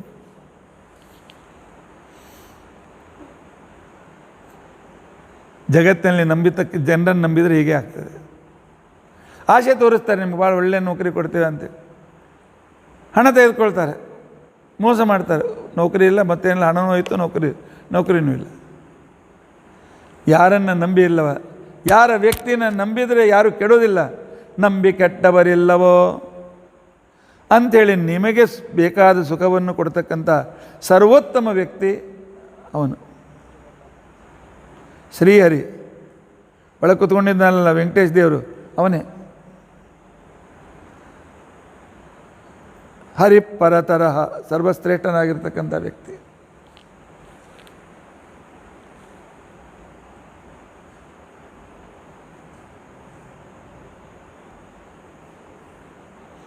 ಇನ್ನು ಉಳಿದವರು ಕೊಟ್ಟರೆ ಎಷ್ಟು ಕೊಟ್ಟಾರು? ದಿಲ್ಲಿಯ ರಾಜ ಶಹಜಹಾನ್ ಜಗನ್ನಾಥ ಪಂಡಿತನಿಗೆ ಹೇಳಿ ಕಳಿಸಿದ, ಆ ರಾಜ ಈ ರಾಜನ ಮಂಡಲಿಕರ ಹತ್ರ ಏನು ಮಾಡ್ತಿ, ನಿನಗೆ ಬೇಡಿದ್ದು ಎಲ್ಲವನ್ನೂ ಕೊಡ್ತೇನೆ ಬಾ, ನೀನು ಸಾಕು ಅನ್ನೋರು ಕೊಡ್ತೇನೆ ಬಾ ಅಂತ ತಿಳ್ಕೊಂಡು ಅಂಥೇಳಿ. ಜಗನ್ನಾಥ್ ಪಂಡಿತ್ ಏನು ಹೇಳಿ ಕಳಿಸ್ಬೇಕು? ದಿಲ್ಲಿ ರಾಜನಿಗೆ ಶಹಜಾನ್ ದಿಲ್ಲೀಶ್ವರೋವ, ನೀನೊಂದು ದಿಲ್ಲಿ ರಾಜ, ಈ ಸಂಪೂರ್ಣ ಜಗದೀಶ್ವರೋವ, ಈ ಸಂಪೂರ್ಣ ಹಿಂದೂಸ್ತಾನದ ದೇಶದ ರಾಜನಾಗಿರಲಿ, ಎಷ್ಟು ಕೊಟ್ಟಾರು ನೀವೆಲ್ಲ ಸೇರಿ? ನನ್ನ ಮನೆಗೆ ಉಪ್ಪು ತರಲಿಕ್ಕೂ ಅಥವಾ ಪಲ್ಯ ತರಲಿಕ್ಕೂ ಉಪಯೋಗ ಬೀಳ್ತದೆ. ಕೊಟ್ಟರೆ ಆ ಭಗವಂತ ಕೊಡಬೇಕು, ಅವನೇ ಛಪ್ಪರ್ ಫಾಡ್ ಕರ್ಕೆ ದೇತಾ. ಇದನ್ನು ಮೊದಲು ಕಲಿಸಿಕೊಟ್ಟಿರ್ತಕ್ಕಂಥ ಮೊದಲನೇ ಪಾಠನ ಮಧ್ವಾಚಾರ್ಯದು, ನೆನಪಿಟ್ಕೊಳ್ಳಿ. ಮಧ್ವಾಚಾರ್ಯರಂಥ ಶಿಕ್ಷಕರು ಆಚಾರ್ಯರ ಮೊದಲೇ ಪಾಠ ಕಲಿಸಿದರು. ನಂಬೋದಿದ್ದರೆ ಇವನನ್ನೇ ನಂಬಿ ಇವನೇ ಸರ್ವೋತ್ತಮ, ಉಳಿದವನು ಅವನು ಹೇಳಿದರೆ ಕೊಡ್ತಾರೆ, ಎಲ್ಲರಿಲ್ಲ. ಯಾರನ್ನು ರುದ್ರದೇವರನ್ನು, ಬ್ರಹ್ಮದೇವರನ್ನು, ಇಂದ್ರನನ್ನು, ಅಗ್ನಿಯನ್ನು ಕಷ್ಟಪಟ್ಟು ತಪಸ್ಸು ಮಾಡಿ ಅವ್ರು ಬಂದಾಕ್ಷಣಕ್ಕೆ ನನಗೆ ಇದು ಬೇಕು ಅಂತಂದರೆ ನಮ್ಮ ಭಗವಂತ ದೇವ್ರು ಕೇಳ್ತೀವಿ, ಕೇಳ್ಕೊಡ್ತೀವಿ ಅಂತಂತಾರೆ ಅಷ್ಟೇ. ಅಥವಾ ನನ್ನ ಅಧಿಕಾರ ಇಷ್ಟೇ ಇದೆಪ್ಪ, ಇಷ್ಟೇ ಸ್ಯಾಂಕ್ಷನ್ ಮಾಡ್ತೇನೆ ಅಂತಂತ. ಆನಂತರ ಇನ್ನು ಕೆಲವರು ಇರ್ತಾರೆ, ಏನು ರೀ ಸಂಸಾರದೊಳಗೆ ಏನು ಸ್ವಾರಸ್ಯ ಇಲ್ಲ, ಹುಟ್ತೀವಿ, ಸ್ವಲ್ಪ ದಿವಸ ಇರ್ತೀವಿ, ಮತ್ತೆ ಸಾಯ್ತೀವಿ, ಪುನರಪಿ ಮರಣಂ ಪುನರಪಿ ಜನನಿ ಜಠರೇ ಶರಣಂ ಪುನರಪಿ ಜನನಂ ಪುನರಪಿ ಮರಣಂ. ಈ ಸಂಸಾರದಲ್ಲಿ ಏನು ಅರ್ಥ ಇಲ್ಲ. ಆದ್ದರಿಂದ ಈ ಸಂಸಾರ ಮಿಥ್ಯಾ, ಈ ಸಂಸಾರ ಸುಳ್ಳು, ಈ ಜಗತ್ತು ಸುಳ್ಳು. ಇವೆಲ್ಲ ಸುಮ್ಮನೆ ಭ್ರಾಮಕ ಅಂತಕ್ಕಂಥ ಏನು ಜನರ ಮಾತು ಸಿಕ್ಕೊಂಡುಕೊಂಡು ಏನಿಲ್ಲ ನಿರಾಶರಾಗಿ ಕುಳಿತುಕೊಂಡಿರ್ತಕ್ಕಂಥ ವ್ಯಕ್ತಿಗೆ ಈ ನಮ್ಮ ಆಚಾರ್ಯರು, ಈ ಅಧ್ಯಾಪಕರು ಬಂದು ಹೇಳೋದು, ನನ್ನ ಹತ್ರ ಬರ್ರಿ, ಇದು ಸುಳ್ಳಲ್ಲ, ಇದು ಸತ್ಯ, ಈ ಜಗತ್ತು ಸತ್ಯ, ನೀನು ಇವತ್ತು ದೊಡ್ಡ ಮನೆಯಲ್ಲಿರುವುದು ಸತ್ಯ, ರಾಜ ಅರಮನೆಯಲ್ಲಿರುವುದು ಸತ್ಯ, ಆ ಬಡವನ ಆ ಗುಡಿಸಲಿನಲ್ಲಿರುವುದು ಸತ್ಯ, ಇದ್ಯಾವುದೂ ಸುಳ್ಳಲ್ಲ. ನೀನು ದುಃಖ ಪಡುವುದು ಕೂಡ ಸತ್ಯ. ಯಾಕೆ? ಪಾಪ ಮಾಡಿದ್ದಿ, ದುಃಖ ಅನುಭವಿಸ್ತಿ. ಅವನು ಸಿರಿವಂತನಾಗಿದ್ದು ಸತ್ಯ. ಯಾಕೆ? ಪುಣ್ಯ ಮಾಡಿದ್ದಾನೆ, ದಾನ ಕೊಟ್ಟಿದ್ದಾನೆ, ಸಿರಿವಂತನಾಗಿದ್ದಾನೆ. ಅಷ್ಟೇ ಅಲ್ಲ, ಈ ಜಗತ್ತು ನಿಂತದ್ದು ಸತ್ಯದ ಮೇಲೆ. ಜಗತ್ತು ಸತ್ಯ, ಜಗತ್ತು ಸತ್ಯ, ಜಗತ್ತು ಸತ್ಯವನ್ನು ಆಧರಿಸಿಕೊಂಡು ನಿಂತುಕೊಂಡಿದೆ. ಅಂದರೆ ಏನು? ಜಗತ್ತಿನಲ್ಲಿ ಎಲ್ಲವೂ ಏನೇನು ವ್ಯವಹಾರ ಮಾಡ್ತಿ, ಇದು ಕಾನ್ಸ್ಟಿಟ್ಯೂಷನ್ ಪ್ರಕಾರ ನಡೀತದೆ. ನಮ್ಮ ಭಗವಂತನ ಕಾನ್ಸ್ಟಿಟ್ಯೂಷನ್ ಅಂತಕೊಂಡಂತಂದರೆ ಸರಿಯಾದ ಜ್ಞಾನ, ಶಾಸ್ತ್ರ, ಇದು ಕಾನ್ಸ್ಟಿಟ್ಯೂಷನ್ನು, ದೇವರು ಮಾಡಿದ ಕಾನ್ಸ್ಟಿಟ್ಯೂಷನ್ನು. ಅದಕ್ಕೆ ಋತ ಅಂತ ಕರೀತಾರೆ. ಆ ಋತ ಪ್ರಕಾರವಾಗಿ ಇರುವುದೇ ಸತ್ಯ. ಋತಂ ಯಥಾರ್ಥ ವಿಜ್ಞಾನಂ ಸತ್ಯಂ ತತ್ಪೂರ್ವಿಕಾಕೃತಿ. ಈ ಜಗತ್ತಿನಲ್ಲಿರ್ತಕ್ಕಂಥ ಪ್ರತಿಯೊಂದು ಕಾರ್ಯಕ್ರಮಗಳಲ್ಲಿಯೂ, ಪ್ರತಿಯೊಂದು ವ್ಯವಹಾರದಲ್ಲಿಯೂ ರೂಲ್ಸ್ ಆ್ಯಂಡ್ ರೆಗ್ಯುಲೇಷನ್ ಇದೆ. ಅದರಂತೆ ಇದ್ದರೆ ನಿನಗೆ ಸುಖ. ಬರೀ ಜಗತ್ತು ಸತ್ಯ ಅಂತ ಇಷ್ಟು ಹೇಳಿ ಮಧ್ವಾಚಾರ್ಯ ಬಿಡಲಿಲ್ಲ. ಸತ್ಯ ಅಂದರೆ ಶಾಸ್ತ್ರದ ಅನುಸಾರವಾಗಿ ನೀನು ವ್ಯವಹಾರ ಮಾಡ್ತಾ ಇದ್ದರೆ ನಿನಗೆ ಸುಖ. ಅಲ್ಲಿ ದೇವರನ್ನು ನಂಬಿದರೆ ಸುಖ, ಇಲ್ಲಿ ಶಾಸ್ತ್ರಕ್ಕೆ ಅನುಸಾರವಾಗಿರ್ತಕ್ಕಂಥ ರೀತಿಯಲ್ಲಿ ಸುಖ. ಆದ್ದರಿಂದ ಇದಕ್ಕೆ ಸತ್ಯ ಅಂತ ಕರೀ. ಸತ್ಯ ಅಂತಂದೇನು? ಶಾಸ್ತ್ರಾನುಸಾರಿಯಾಗಿರ್ತಕ್ಕಂಥ ಇಂಪ್ಲಿಮೆಂಟೇಷನ್ ಅಂತೇನಿದೆ. ಋತಂ ಸತ್ಯಂ ಋತಪೂರ್ವಿಕಾಕೃತಿ ಸತ್ಯಂ, ಸರಿಯಾದ ತಿಳುವಳಿಕೆ, ಅದರಂತೆ ಇಂಪ್ಲಿಮೆಂಟೇಷನ್, ಇದು ಸತ್ಯ ಅಂತ ಅನಿಸ್ಕೊಳ್ತದೆ. ಆದ್ದರಿಂದಾಗಿ ಕಾನ್ಸ್ಟಿಟ್ಯೂಷನ್ ಬಿಟ್ಟು ಹೋಗಬೇಡ. ರೆಡ್ ಸಿಗ್ನಲ್ ಇದ್ದಾಗ ಗಾಡಿ ಮುಂದೆ ತೆಗೆದುಕೊಂಡು ಹೋಗಬೇಡ. ಹೋಗ್ತೀನಿ, ಆಕ್ಸಿಡೆಂಟ್ ಮಾಡ್ಕೊಂಡು ಸಾಯಿ, ಅಷ್ಟೆ. ಶಾಸ್ತ್ರದ ನಿಯಮ ಬಂಧನ ಮಾಡ್ತೀನಿ. ನಾನು ಬೆಳಗ್ಗೆ ಸಂಧಾನ ಮಾಡೋಂಗಿಲ್ಲಪ್ಪ, ಬ್ರಾಹ್ಮಣಾಗಿ ನಾ ಏನು ಮಾಡೋದಿಲ್ಲ, ಆಯ್ತು ಬಿಡು, ನರಕಕ್ಕೆ ಹೋಗು, ಮತ್ತೆ ಬಂದು ದರಿದ್ರನಾಗಿ ಸುಖ ಅನುಭವಿಸು, ನನಗೆ ಬೇಡ ಅಂತಾರೆ. ಮಾಡಿದ್ದುಣ್ಣು ಮಾರ ಕುರು ಭುಂಕ್ಷ್ವಚ, ಎಚ್ಚರಿಸಿದರು ನಮ್ಮ ಗುರುಗಳು. ಮಾಡಿದ್ದು ನೀನು ಉಣ್ತಿ, ನೆನಪೇ ಇಟ್ಕೋ. ಒಳ್ಳೇದು ಮಾಡು, ಒಳ್ಳೇದನ್ನು ಉಣ್ಣು. ಕೆಟ್ಟದನ್ನು ಮಾಡು, ಕೆಟ್ಟದನ್ನು. ಮೋಸ ಮಾಡು, ಮೋಸ ಮಾಡಿಸ್ಕೋ. ಕಳ್ಳತನ ಮಾಡು, ನಿಂದೆಲ್ಲ ಕಳ್ಳತನಾಗಿ ನಿಂದೆಲ್ಲವನ್ನು ಕಳೆದುಕೋ. ಶಾಸ್ತ್ರದ ವಿರುದ್ಧ ಮಾಡು, ಶಾಸ್ತ್ರ ಅದರಂತೆ ದುಃಖ ಅನುಭವಿಸು. ಆದ್ದರಿಂದಾಗಿ ನಮ್ಮ ಆಚಾರ್ಯರು ಹೇಳಿರ್ತಕ್ಕಂಥ ಎರಡನೇ ಪಾಠ ಏನು ಗೊತ್ತಿದೆ? ಎರಡನೇ ಪಾಠ ರೂಲ್ಸ್ ಆ್ಯಂಡ್ ರೆಗ್ಯುಲೇಷನ್ ಪ್ರಕಾರ ಇರಬೇಕು. ಬೆಂಕಿ ಮುಟ್ಟಿದ್ರೆ ಕೈ ಸುಡ್ತದೆ, ಮುಟ್ತೀನಿ, ಸುಟ್ಕೋ. ವಿಷ ತಿಂದರೆ ಸಾಯ್ತೀಯಪ್ಪ, ತಿಂತೀನಿ ಸಾಯ್, ಯಾವುದೂ ತಿಳಲ್ಲ. ವಿಷ ತಿಂದರೆ ಸಾಯ್ತೀನಿ ನಿಶ್ಚಿತ. ಅದು ಸಾಯಬೇಡ ಅಂತ ನಾನು ಹೇಳಿದ್ದೇನೆ, ನಿಯಮ ಹೇಳಿದ್ದೇನೆ. ತಿಂತೀನಿ ಅಂತ ತಿಳ್ಕೊಂಡು ಅಂತಂದ್ರೆ ಅನುಭವಿಸು. ಯಹ ಶಾಸ್ತ್ರವಿಧಿ ಉತ್ಸೃಜ್ಯ, ಯಾವನು ಶಾಸ್ತ್ರದ ನಿಯಮವನ್ನು, ಶಾಸ್ತ್ರದ ನಿಯಮವೂ ಸತ್ಯ, ಇದನ್ನು ಬಿಟ್ಟು ಯಾವನು ಮನಸ್ಸಿಗೆ ಬಂದಂತೆ ನಡೀತಾನೆ, ವರ್ತತೆ ಕಾಮಕಾರತಃ, ತಾನು ಮನಸ್ಸಿಗೆ ಬಂದಾಗೆ ನಡೀತಾನೆ, ನ ಸ ಸಿದ್ಧಿಮವಾಪ್ನೋತಿ, ಅವನು ಸಫಲತೆಯನ್ನು ಜೀವನದಲ್ಲಿ ಪಡೆಯೋದೇ ಇಲ್ಲ, ಹೋಗಿ ಸುಖನೂ ಪಡೆಯೋದಿಲ್ಲ, ಉತ್ತಮವಾದ ಗತಿನೂ ಪಡೆಯೋದಿಲ್ಲ, ಉತ್ತಮವಾದ ಜನ್ಮವನ್ನು ಪಡೆಯೋದಿಲ್ಲ, ಎಲ್ಲ ಜೀರೋ.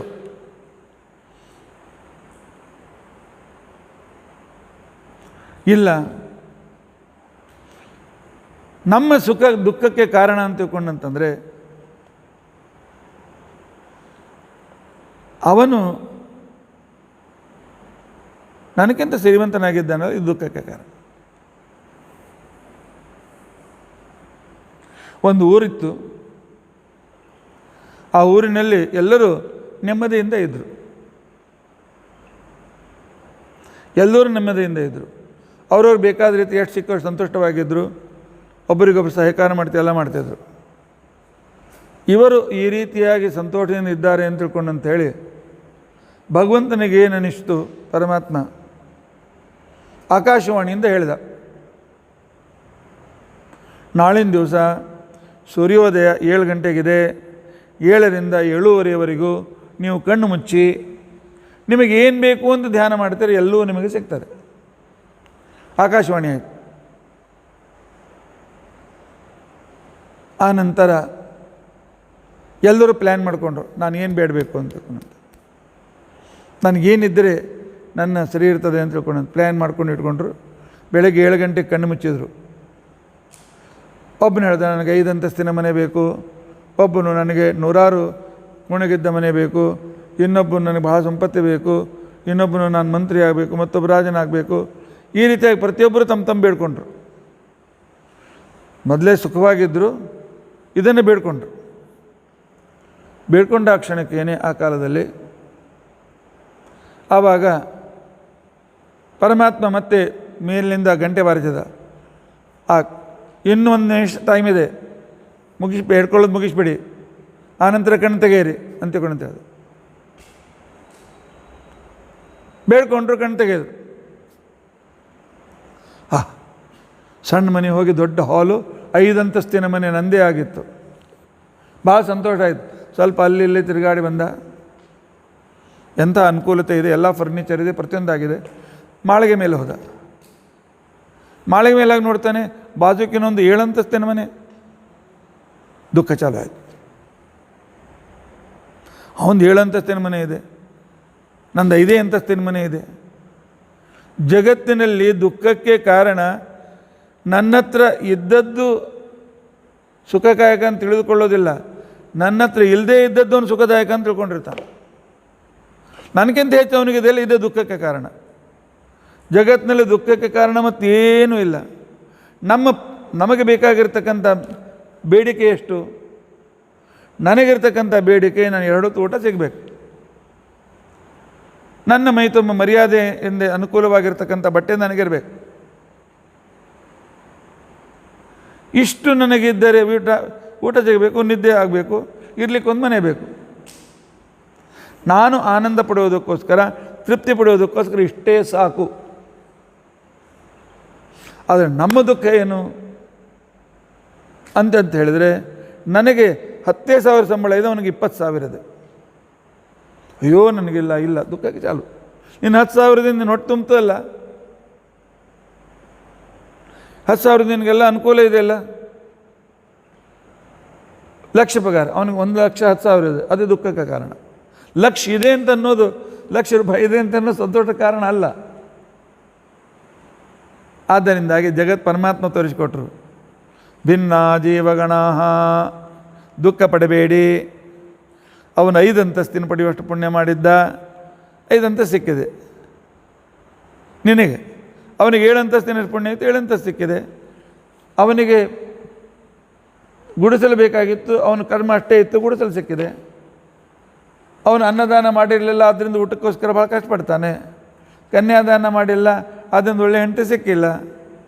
ಭಿನ್ನ ಜೀವಗಣ, ಎಲ್ಲರೂ ಭಿನ್ನ ಭಿನ್ನ, ಪ್ರತಿಯೊಬ್ಬರ ಕರ್ಮನೂ ಭಿನ್ನ. ಆದ್ದರಿಂದಾಗಿ ಇನ್ನೊಬ್ಬರನ್ನು ನೋಡಿ ಕರಬೇಡಿ, ಇನ್ನೊಬ್ಬರನ್ನು ನೋಡಿ ದುಃಖ ಪಡಬೇಡಿ. ಬರ್ತಕ್ಕಂಥವ್ರು ನಮ್ಮಲ್ಲಿ ಎಲ್ಲರೂ ಇದೇ ಪ್ರಶ್ನೆ ತೆಗೆದುಕೊಂಡು ಬರ್ತಾರೆ. ಆಚಾರ್ಯರೇ, ನಮ್ಮ ಜೊತೆಯಲ್ಲಿದ್ದ ವ್ಯಕ್ತಿ ಈಗ ಫಾರಿನ್ನಲ್ಲಿದ್ದು ವರ್ಷಕ್ಕೆ 20 ಲಕ್ಷ ಗಳಿಸ್ತಾನೆ, ನಾನು ಇಲ್ಲೇ ಇದ್ದೀನಿ, ನನಗೆ ವರ್ಷಕ್ಕೆ 6 ಲಕ್ಷ ಅಷ್ಟೇ ಬರ್ತದೆ. ಅಲ್ಲಪ್ಪ ನೀವು 6 ಲಕ್ಷದಿಂದ ಆರಾಮಿದೆ, ಹೆಂಡತಿ ಮಕ್ಕಳೆಲ್ಲ ಅನುಕೂಲ ಇದ್ದಾರೆ, ಮತ್ತು ಯಾಕೆ ಅವನಿಗೆ 20 ಲಕ್ಷದಲ್ಲ. ಇನ್ನೊಬ್ಬನಿಗೆ ಹೆಚ್ಚಿದೆ ಅಂತ ತಿಳ್ಕೊಂಡಂತೇಳಿ ಕರಬೇಡಿ. ಅವನ ಕರ್ಮ ಅವನ ಮಾಡಿದ ಕರ್ಮಕ್ಕನುಸಾರವಾಗಿ ಅವನು ಸಿಕ್ಕಿದೆ, ನಿನ್ನ ಕರ್ಮಕ್ಕನುಸಾರವಾಗಿ ನೀನು ಸಿಕ್ಕಿದೆ, ಸಿಕ್ಕದ್ದನ್ನು ಅನುಭವಿಸು. ಭಿನ್ನ ಜೀವಗಣ. ಹಾಗಾದರೆ ಏನು ಮಾಡಬೇಕು? ನನಗೂ ಅಷ್ಟು ಬೇಕು, ಅವನ ಹತ್ರ ಕೇಳ ಇಲ್ಲ. ಅವನಾಗಲಿ ನೀನಾಗಲಿ ಯಾರೂ ಸ್ವತಂತ್ರರಲ್ಲ. ಹರೇರನುಚರಾಹ, ಎಲ್ಲರೂ ಭಗವಂತನ ಕೈಲಿರ್ತಕ್ಕಂಥ ಅನುಚರರು. ನಿನಗೇನು ಬೇಕು ಅವನನ್ನು ಬಿಡು, ಕೊಡುವ ಕರ್ತೃ ಇರಲು ಬಿಡು ಬಿಡು ಚಿಂತೆ.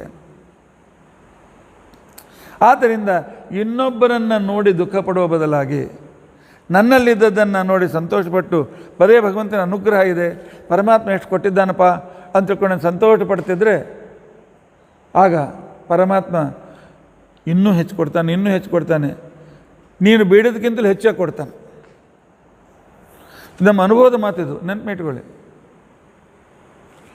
2 ಮಕ್ಕಳಿದ್ದಾರೆ, ಅವಾಗ ಒಬ್ಬ ಹಠಮಾರಿ, ಇನ್ನೂ ಭಾಳ ಸೌಮ್ಯ.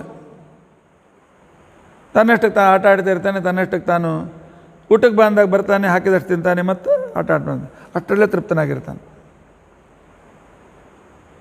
ಇನ್ನೊಬ್ಬ ಅದು ಬೇಕು ಇದು ಬೇಕು, ಅದಿಲ್ಲ ಇದು ಇಲ್ಲ ಅಂತಕ್ಕಂಥವು. ಅವತ್ತಿನ ದಿವಸ ರವಿವಾರ ಇತ್ತು.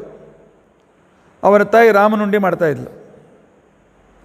ರಾಮನುಂಡಿ ಅಂತ ಭಾಳ ಜನರಿಗೆ ಗೊತ್ತಿರಬೇಕು, ಗೊತ್ತಿರಲಿಕ್ಕಿಲ್ಲ. ಉತ್ತರ ಕರ್ನಾಟಕದಲ್ಲಿ ರವಿವಾರ ದಿವಸ ರಾಮನ ಹಾಡು ಹೇಳಿ ಪ್ರತಿ ರವಿವಾರ, ಆ ನಂತರ ಇದನ್ನು ಗೋಧಿ ಹಿಟ್ಟು ಹುರಿದು ತುಪ್ಪದಲ್ಲಿ ಹುರಿದು ಅದರಲ್ಲಿ ಬೆಲ್ಲ ಕರಗಿಸಿ ಹಾಕಿ ಮಾಡಿ ಕೈಯಿಂದ ಬಿಸಿ ಬಿಸಿ ಮಾಡಿ ಕೊಡಬೇಕು. ಈ ಹಠಮಾರಿ ಇನ್ನೂ ಹುರ್ಲಿಕ್ಕೆ ತಳವ, ಅಮ್ಮ ಅವ್ವ ಕೊಡು, ಅವ್ವ ಕೊಡು, ಅವ್ವ ನನಗೆ ಈಗ ಬೇಕು ಕೊಡು, ನಿಂದ್ರು ಅಂದ್ಕೊಂಡು ಕೇಳಲಿಲ್ಲ. ಆ ಕಾಲಕ್ಕೆ ಅವ್ರವ್ವ ಏನು ಮಾಡಿದ್ಲು, ಆಯ್ತು ಬೇಡ ಆದಮೇಲೆ ಕೃಷ್ಣಾರ್ಪಣೆ ಅಂತಂದು ಒಂದು ತೊಗೊಂಡೋಗಿ ಹೋಗಿ ಕಾಸು ಕೊಡಬೇಡ ಅಂತಂದು. ಇನ್ನೊಂದು ಪಾಪ ಅವನು ತನ್ನಷ್ಟಕ್ಕೆ ಆಟ ಆಡ್ತಿತ್ತು. ಪಾಪ ಕೇಳೇ ಇಲ್ಲ ಹುಡುಗ ಅಂಥೇಳಿ ಹೋಗಿ 2 ಉಂಡೆ ಕೊಟ್ಟು, ತಿನ್ಮಗು ಇಲ್ಲಿ ತೊಗೊಂಡು ಹೋಗು ಅಂತಂದ್ಲು. ಇಲ್ಲಿ ತಿನ್ಮಗು, ಇನ್ನೊಂದ್ಸಲ ಬೇಕೇನು ಅಂತ ಕೇಳಿದ್ಲು. ನಮ್ಮ ದೇವರು ಹಾಗೇ ಇದ್ದಾನೆ, ಕೊಡು ಕೊಡು ಅಂತ ಬೆನ್ನಟ್ಟಿದ್ರೆ ಕೊಡ್ತಾನೆ. ಹೋಗಿ ಸಿಕ್ತಲ್ಲ, ಚೆಟೌಟ್. ಪರಮಾತ್ಮ ನೀನು ಕೊಟ್ಟದ್ದು ಸಾಕಷ್ಟಿದೆ ಅಂತ ತಿಳ್ಕೊಂಡಂತಂದರೆ ಪಾಪ ಕೇಳೋದಿಲ್ಲ, ಇವನು ಇನ್ನೂ ಕೊಡಬೇಕು ಅಂತೇಳಿ ಕೊಡ್ತಾನೆ. ಇದೇ ದೇವರಿಂದ ಪಡೆಯತಕ್ಕಂಥ ಇದೊಂದು ಕಲ. ಯಾಕೆ? ನಾವೆಲ್ಲರೂ ಅವನ ಅನುಚರರು. ಹರೇರ್ ಅನುಚರಾಹ, ಅದೆಲ್ಲ ಸರಿ. ಹಾಗಾದರೆ ನಾವು ಬ್ರಹ್ಮದೇವರು ಅವನು ಹರೇರ ಅನುಚರ, ವಾಯುದೇವರು ಅವರು ಹರೇರ ಅನುಚರ, ನೀನು ಹರೇರ ಅನುಚರ. ಹಾಗಾದರೆ ನಾನು ಬ್ರಹ್ಮದೇವರೇನು, ನಾನು ವಾಯುದೇವರೇನು, ನಾನು ಬ್ರಹ್ಮ ಒಂದೇನು, ನಾನು ವಾಯುದೇವರು ಒಂದೇನು, ನಾನು ಇಂದ್ರ ಒಂದೇನು? ಇಲ್ಲಪ್ಪ. ನೀಚೋಚ್ಚ ಭಾವಂ ಗತಃ. ಪ್ರತಿಯೊಬ್ಬರಲ್ಲಿಯೂ ನಿಮ್ಮ ಸಾಧನೆಗೆ ಅನುಸಾರವಾಗಿ ತಾರತಮ್ಯ ಇದೆಯಪ್ಪ. ಸಾಧನೆಗೆ ಅನುಸಾರವಾಗಿ ಪರಮಾತ್ಮ ಸ್ಪೂನ್ ಫೀಡರ್ ಎಲ್ಲರಿಗೂ ಸೇಮ್ ಹಾಕೋದಿಲ್ಲ. ನಿಮ್ಮ ಸಾಧನೆ ಯೋಗ್ಯತೆ ನೋಡ್ಕೊಂಡು ಕೊಡ್ತಾನೆ. ಆದ್ದರಿಂದಾಗಿ ಇದನ್ನು ಅರ್ಥ ಮಾಡಿಕೊಳ್ಬೇಕು. ಅವನು ಕ್ಲಾಸ್ 1 ಆಫೀಸರ್, ಯಾಕೆ? ಅವನು ಡಬಲ್ ಗ್ರ್ಯಾಜುಯೇಟ್ ಆಗಿ ಭಾಳ ಒಳ್ಳೆಯ ರೀತಿಯಿಂದ ಕಲಿತು ಬರೆದಿದ್ದಾನೆ. ನಾನು ಇನ್ನೂ 3rd ಕ್ಲಾಸ್ ಕ್ಲಾರ್ಕ್, ಯಾಕೆ? ಅವನಷ್ಟು ಓದಲಿಲ್ಲ, ಇಷ್ಟ ಸಿಕ್ಕಿದೆಲ್ಲ ಸಂತೋಷ ಪಡಬೇಕು. ತಾರತಮ್ಯದಲ್ಲಿ ಅವನು ಮಾಡಿದ ಸಾಧನೆಗೆ ಅವನು ಸಿಕ್ಕಿದೆ, ಅವನು ಸಂತೋಷನಿದ್ದಾನೆ. ನಾನು ಸಾಧನೆ ಮಾಡಿದಷ್ಟು ದೇವರು ನನಗೆ ಕೊಟ್ಟಿದ್ದಾನೆ, ನಾನು ಸಂತುಷ್ಟನಾಗ್ತೇನೆ ಅಂತಕ್ಕಂತಹ ಇದಕ್ಕೆ ಸ್ವಲಾಭ ಸಂತುಷ್ಟಿ ಅಂತಂತಾರೆ. ಸ್ವ ಅಂದರೆ ಪರಮಾತ್ಮ ಏನು ಕೊಡ್ತಾನೆ ಅದರಿಂದ ಸಂತುಷ್ಟನಾಗಿರ್ತಕ್ಕಂಥ ವ್ಯಕ್ತಿ ಜೀವನದಲ್ಲಿ ಸುಖಿ ಆಗ್ತಾನೆ. ಹೀಗೆ ನಮ್ಮ ಆಚಾರ್ಯರು 5ನೇ ಪಾಠ ಹೇಳಿದರು. ಹಾಗಾದರೆ ದೇವರು ಏನನ್ನು ಪಡೆಯಂತಾನೆ? ದೇವರು ಏನು ಪಡೆಯಂತಾನೆ ಅಂತಾರೆ? ಮುಕ್ತಿಯನ್ನು ಪಡೆಯಂತಾನೆ. ಮುಕ್ತಿಯನ್ನು ಪಡೆಯಂತಾನೆ. ಏನಪ್ಪ ಮುಕ್ತಿ? ಏನು ಮುಕ್ತಿ ವಾಹಿನಿಯೊಳಗೆ ಹೋಗಿ ಸೇರ್ಕೊಳ್ಬೇಕೇನು? ಮುಕ್ತ ಆಗಲಿಕ್ಕೆ ನಾವೇನು ನಮ್ಮನ್ನು ಯಾಕೆ ಕಟ್ಟಿ ಹಾಕಿಲ್ಲಲ್ಲ? ನಮ್ಮನ್ನು ಯಾರೂ ಕಟ್ಟಿ ಹಾಕಿಲ್ಲ. ಆದ್ದರಿಂದಾಗಿ ನಾವ್ಯಾಕೆ ಕಷ್ಟಪಡಬೇಕು? ನಾವ್ಯಾಕೆ ನಾವು ಮುಕ್ತರಾಗ್ಲಿಕ್ಕೆ ಪ್ರಯತ್ನ ಮಾಡಬೇಕು? ಇಲ್ಲಪ್ಪ, ಇದು ಸಂಸಾರ, ಹುಟ್ಟು, ಆ ಕರ್ಮ, ಅದರನುಸಾರವಾಗಿ ಸಾವು, ಅದಕ್ಕನುಸಾರವಾಗಿ ಸ್ವರ್ಗವು ನರಕು, ಮತ್ತು ಹುಟ್ಟು. ಈ ಚಕ್ರದಲ್ಲಿ ಒಮ್ಮೆ ದುಃಖ, ಒಮ್ಮೆ ಸುಖ, ಒಮ್ಮೆ ದುಃಖ ದುಃಖ, ಅನಿಶ್ಚಿತತೆ ಇದೆ. ಕೇವಲ ಸುಖ ಇರತಕ್ಕಂಥ ಒಂದು ಸ್ಥಾನ ಇದೆ. ಅದಕ್ಕೆ ಮುಕ್ತಿ ಅಂತ ತಿಳ್ಕೊಂಡು ಅಂತ ಹೇಳಿ ಕರೀತಾರೆ. ಅದನ್ನು ಪಡೀಲಿಕ್ಕೆ ಪ್ರಯತ್ನ ಮಾಡಿ. ಮುಕ್ತಿ ಅಂದರೆ ಏನು ನೋಡು, ಮಧ್ವಾಚಾರ್ಯ ಹೇಳ್ಕೊಟ್ರು, ಪ್ರತಿಯೊಬ್ಬ ಜೀವ ಧ್ಯಾನಾನಂದಾತ್ಮಕ. ಜೀವ ಅಪ್ರಾಕೃತವಾದಂಥ ಜೀವ ಅಂತೇನಿದೆ ಅದು ಜ್ಞಾನಾತ್ಮಕವಾಗಿರ್ತಕ್ಕಂಥದ್ದು. ಅದರಲ್ಲಿಯೂ ತಾರತಮ್ಯ ಇದೆ. ಆದ್ದರಿಂದಾಗಿ ಅಲ್ಲಿ ದುಃಖ ಏನಿಲ್ಲ. ಯಾಕೆಂದರೆ ಅಲ್ಲಿ ಈ ಬಂಧಕವಾದಂಥ ಜೀವಾಚ್ಛಾದಿಕ ರೂಪ ಅಂತ ಈ ಶರೀರನೇ ಇಲ್ಲ. ಅಲ್ಲಿ ಅದು ಸ್ವರೂಪ ಶರೀರ. ನಮಗೆ ಇವೆಲ್ಲ ನಾನು, ನನ್ನದು, ಸುಖ ದುಃಖ, ಹೆಚ್ಚು ಕಡಿಮೆ, ಈ ಬಂಧ ಏನು ಬರ್ತಲ್ಲ, ಪ್ರಕೃತಿ ಬಂಧ, ಅವ್ಯಕ್ತಳ ಚೇತನ ಪ್ರಕೃತಿಯಾದ ಮಹಾಲಕ್ಷ್ಮೀ ದೇವಿ ಜಡ ಪ್ರಕೃತಿಯಲ್ಲೇ ಸೇರಿ ಅದರಿಂದ ಬುದ್ಧಿ, ಮನಸ್ಸು, ಇಂದ್ರಿಯಗಳನ್ನು ಮತ್ತು ಅವಯಗಳನ್ನು ಏನು ಕೊಡ್ತಾರಲ್ಲ, ಇವೇ ನಮಗೆ ಸೀಮಿತವಾದದ್ದು. ಅಷ್ಟೇ ರೀತಿಯಾಗಿರ್ತಕ್ಕಂಥ ದುಃಖ ಸುಖ ಕಾರಣ. ಇದನ್ನು ದಾಟಿ ಸ್ವರೂಪ ಶರೀರಕ್ಕೆ ಬಂದಾಗ ಅದು ಜ್ಞಾನಾತ್ಮಕವಾದದ್ದರಿಂದಾಗಿ ಪರಮಾತ್ಮ ಅಲ್ಲಿ ನಮಗೆ ತನ್ನ ರೂಪವನ್ನು ತೋರಿಸಿ ಆ ಒಂದು ಆನಂದವನ್ನು ರುಚಿ ಮಾಡಿಕೊಡ್ತಾನೆ. ಮುಕ್ತಿ ನೈಜ ಸುಖಾನುಭೂತಿ. ಈ ರೀತಿಯಾಗಿ 7ನೇ ಪಾಠವನ್ನು ಹೇಳಿದರು. ಸರಿ, ಈ ಮುಕ್ತಿ ಯಾವ ಅಂಗಡಿಯಲ್ಲಿ ಸಿಗ್ತದೆ ಅಂತ ತಿಳ್ಕೊಂಡಂಥ ಅಂಗಡಿ ಬೇಕೆ ನಿಮಗೆ? ಅಲ್ಲಿ ವಾಯುದೇವರು ಅಂತಿದ್ದಾರೆ, ಅವ್ರ ಹತ್ರ ಹೋಗಿ ಅವರು ನಿಮಗೆ ಮುಕ್ತಿಗೆ ಹೋಗಬೇಕಾಗಿರ್ತಕ್ಕಂಥ, ಮುಕ್ತಿ ತನಕ ಮುಟ್ಟಬೇಕಾಗಿರ್ತಕ್ಕಂಥ ಒಂದು ಲ್ಯಾಡರ್ ಕೊಡ್ತಾರೆ, ನಿಚ್ಚಣಿಕೆ ಕೊಡ್ತಾರೆ. ಆ ನಿಚ್ಚಣಿಕೆ ಹೆಸರು ಅಮಲಾ ಭಕ್ತಿ. ಶುದ್ಧವಾಗಿರ್ತಕ್ಕಂಥ ನಿಷ್ಕಾಮವಾಗಿರ್ತಕ್ಕಂಥ ಭಕ್ತಿಯನ್ನು ಕಲಿಸ್ಕೊಡ್ತಾರೆ ಅವರು. ಆ ನಿಷ್ಕಾಮ ಅಂತಿಕೊಂಡಂತಕ್ಕಂಥ ಭಕ್ತಿಯ ವಿಮಾನದಲ್ಲಿ ಕೂತ್ಬಿಡ್ರಿ, ಲ್ಯಾಡರ್ಲ ವಿಮಾನದು ಕೂತ್ಬಿಡ್ರಿ, ಅಲ್ಲಿಂದ ಅಮಲ ಭಕ್ತಿಶ್ಚ ಸತ್ಸಾಧನಂ, ಆ ಮುಕ್ತಿಗೆ ಹೋಗಿ ಮುಟ್ತೀರಿ. ಆ ನಂತರ ನಡುವಿನವ್ರು ಬಂದರು, ನಾವು ಪ್ರತ್ಯಕ್ಷ ಅಷ್ಟೇ ನೋಡ್ತೀವಿ ರೀ, ಅದಷ್ಟೇ ನಂಬ್ತೀವಿ. ಇನ್ನು ನೈಯಾಕರು ಬಂದರು, ಮಧ್ವಾಚಾರ್ಯರೇ, ನಾವು ಕೇವಲ ಅವನುಮಾನ ಅಷ್ಟೇ ನಂಬ್ತೀವಿ, ನಾವು ಕೇವಲ ವೇದ ಅಷ್ಟೇ ನಂಬ್ತೀವಿ. ಆಚಾರ್ಯ ಹೇಳಿದ್ರು 3 ಮಂದಿ ದಡ್ದಿದ್ದೀರಿ ಅಂತಕೊಂಡು. 3 ಜನ ದಡ್ಡ್ರಿ. 3 ಪ್ರಮಾಣಗಳು ಬೇಕು ಪ್ರತ್ಯಕ್ಷಕ್ಕೆ. ಇದು ನನ್ನ ಪುಸ್ತಕವನ್ನು ಹಣ ಕೊಟ್ಟು ತೊಗೊಂಡಿದ್ದೆ, ನನ್ನ ಪುಸ್ತಕ ಪ್ರತ್ಯಕ್ಷ. ಇದು ನನ್ನ ಪುಸ್ತಕ ಅಂತ ಅನ್ನೋದು ವೇದದಲ್ಲಿ ಬರ್ದಾರೇನು? ಯಾವ ಸೂಕ್ತದಲ್ಲಿದೆ? ಯಾವ ಮಂಡಲದಲ್ಲಿ, ಯಾವ ಅಧ್ಯಾಯದಲ್ಲಿ ಸಿಗ್ತದೇನು? ಸಿಕ್ಕೋದಿಲ್ಲ. ಪ್ರತ್ಯಕ್ಷಕ್ಕೆ ಪ್ರತ್ಯಕ್ಷನೇ ಪ್ರಮಾಣ. ಅನುಮಾನಕ್ಕೆ ಮಾತ್ರ ಪ್ರತ್ಯಕ್ಷದ ಸಹಾಯ ಆದರೂ ಬೇಕು, ವೇದದ ಸಹಾಯ ಆದರೂ ಬೇಕು. ಅದು ಮಧ್ಯದಲ್ಲಿ ಅದಕ್ಕೆ ಏನಾದರೂ ಉದಾಹರಣೆ ಬೇಕು. ಆಗ ಇಲ್ಲಿ ಹೊಗೆ ಕಾಣಿಸ್ತಾ ಇದೆ, ಬೆಂಕಿ ಇರಲಿಕ್ಕೆ ಬೇಕು. ಯಾಕೆ? ನಮ್ಮ ಅಡುಗೆ ಮನೆಯೊಳಗೆ ಬೆಂಕಿ ಇದ್ದಾಗೆಲ್ಲ ಹೊಗೆ ಇರ್ತದೆ. ಪ್ರತ್ಯಕ್ಷ ಉದಾಹರಣೆ ಆದರೂ ಬೇಕು. ಇಲ್ಲ, ಈ ವಿಷಯ ಉಪನಿಷತ್ತರು ಹೇಳ್ಯಾರ. ಆಗಮದ ಸಹಾಯ ಆದರೂ ಬೇಕು. ಅನುಮಾನ ಅದು ಬರೀ ಅನುಮಾನ ಅಂತಿಕೊಂಡು ತರ್ಕ ಅಂತ ಏನಿದೆಲ್ಲ, ಈ ಅನುಮಾನ ತರ್ಕ ಮನುಷ್ಯನ ಹುಚ್ಚನನ್ನಾಗಿ ಮಾಡಿಬಿಡ್ತದೆ. ಬರೀ ತರ್ಕ ಮಾಡ್ತಕ್ಕಂಥ ವ್ಯಕ್ತಿ ಮುಂದಿನ ಜನ್ಮದಾಗ ಮರಿಯಾಗಿ ಬಿಡ್ತಾನೆ. ಬರೀ ತರ್ಕದಿಂದ ಏನೂ ಸಾಧಿಸ್ಲಿಕ್ಕೆ ಆಗೋದಿಲ್ಲ. ನಾಳಿನ ದಿವಸ ಬರೀ ತರ್ಕವನ್ನು ಒಪ್ಕೊಂಡ್ರೆ ನಾಳೆ ಅವನವ್ರು ನಿನ್ನ ಮನೆಗೆ ಬರ್ತಾನೆ. ನಿನ್ನ ಮನೆಗೆ ಬಂದು ಹೇಳ್ತಾನೆ, ಈ ಮನೆ ನಂದು, ಇಲ್ಲಿರ್ತಕ್ಕಂಥ ಹೆಂಗಸು ನನ್ನ ಹೆಂಡ್ತಿ, ನೀವು ಹೊರಗೆ ಹೋಗು. ಯಾಕೋ ಏನು ಬುದ್ಧಿಗಿದ್ದಿ ಕೆಟ್ಟದೇನು ನಿನಗೆ? ನೀನು ಮನುಷ್ಯ, ನಾನು ಮನುಷ್ಯ. ನೀನು ಮನುಷ್ಯನಾದ್ದರಿಂದ ಇದು ನಿನ್ನ ಮನೆ, ಇವಳು ನಿನ್ನ ಹೆಂಡ್ತಿ. ನಾನು ಮನುಷ್ಯನಾದ್ದರಿಂದ ಇದು ನನ್ನ ಮನೆ, ಆದ್ದರಿಂದ ಇವಳು ನನ್ನ ಹೆಂಡತಿ. ಇದು ತರ್ಕದ ಬರೀ ಲಾಜಿಕ್ ಅಂತ ಗೊಳಾಡ್ತಾರಲ್ಲ, ಲಾಜಿಕ್ ಹಣೆ ಬರ ಇಷ್ಟು. ಲಾಜಿಕ್ಕಿಗೆ ಏನು ಬೇಕು, ಅವೇನು ಮಾಡಬೇಕು ಅವಾಗ? ಪ್ರತ್ಯಕ್ಷ ಡಾಕ್ಯುಮೆಂಟ್ ಆಗಮ ತೋರಿಸ್ಬೇಕು. ನನ್ನ ಹೆಸರಿನಲ್ಲಿ ಡಾಕ್ಯುಮೆಂಟ್ ಇವೆ, ನಮ್ಮಿಬ್ಬರು ಮದುವೆ ಆಗಿರ್ತಕ್ಕಂಥ ರಿಜಿಸ್ಟರ್ ಇದೆ, ಆದ್ದರಿಂದ ನಿಂದಲ್ಲ, ಗೆಟ್ ಔಟ್. ಆಗಮದ ಪ್ರತ್ಯಕ್ಷದ ಸಹಾಯ ಇದಕ್ಕೆ ಬೇಕು. ಯಾವುದಕ್ಕೆ? ಅನುಮಾನಕ್ಕೆ, ಲಾಜಿಕ್ಕಿಗೆ. ಕೇವಲ ಲಾಜಿಕ್ಕು ಹುಚ್ಚರ ತಲುಪಟ್ಟು. ಯಾಕಂತಂದರೆ ನಮ್ಮಲ್ಲಿ ವೆಸ್ಟರ್ನ್ ಲಾಜಿಷಿಯನ್ ಆಗೋದ ಹೀಗಲ್ ಅಂತ ತಿಳ್ಕೊಂಡಂತೇಳಿ, ಹೀಗಲ್ನಂಥ ಅದ್ಭುತ ಲಾಜಿಕ್. ಆದರೆ ಅವನೇನು ಅಂತ ತಿಳ್ಕೊಂಡಂತಂದರೆ ಅವನು ಹೇಳಿದೆ ಎಲ್ಲವನ್ನೂ ಪೂರ ಒಮ್ಮೆಲೆ ನಂಬೇಡ್ರಿ, ಸಂಶಯ ಇಟ್ಟುಕೊಂಡ್ರು ಅದಕ್ಕೆ ಉತ್ತರ ಹುಡುಕ್ತಾ ಹೋಗ್ರಿ ಅಂತ ತಿಳ್ಕೊಂಡಂತೇಳಿ ಸುಮಾರು 40 ವರ್ಷ ತನ್ನ ಸಿದ್ಧಾಂತವನ್ನು ಸ್ಥಾಪನೆ ಮಾಡಿದೆ. ಕೊನೆಗೆ ಅವನಿಗೇನಾಯಿತು, ನನ್ನ ಸಿದ್ಧಾಂತನೇ ಸರಿಯಾದನೋ ಇಲ್ಲೋ ಆ ಸಂಶಯದಾಗೆ ಸತ್ತು ಹೋಗ್ಬಿಟ್ಟ. ಹೀಗೆಲ್ಲ ಅಂತಕ್ಕಂಥವ್ನು. ಇನ್ನೊಬ್ಬ ಕಾಂಟ್ ಅಂತ ತಿಳ್ಕೊಂಡಂತೇಳಿ ಅದ್ಭುತ ವೆಸ್ಟರ್ನ್ ತತ್ವಜ್ಞಾನಿ, ಅದ್ಭುತ ಲಾಜಿಷಿಯನ್, ಶುದ್ಧವಾದ ಬುದ್ಧಿಯ ತರ್ಕದಿಂದಲೇ ನಿರ್ಣಯ ಮಾಡಿ ಅಂತ ತಿಳ್ಕೊಂಡಂತೇಳಿ ಕೊನೆಗೆ ಒಪ್ಕೊಂಡು ಬಿಟ್ಟ. ಕೇವಲ ತರ್ಕದಿಂದ ದೇವರಿದ್ದಾನೆ ಅಂತ ಹೇಳಲಿಕ್ಕಾಗೋದಿಲ್ಲ, ದೇವರಿಲ್ಲ ಅಂತ ಹೇಳಲಿಕ್ಕಾಗೋದಿಲ್ಲ. ಆದ್ದರಿಂದಾಗಿ ಆಗಮ ನಂಬಲೇಬೇಕು.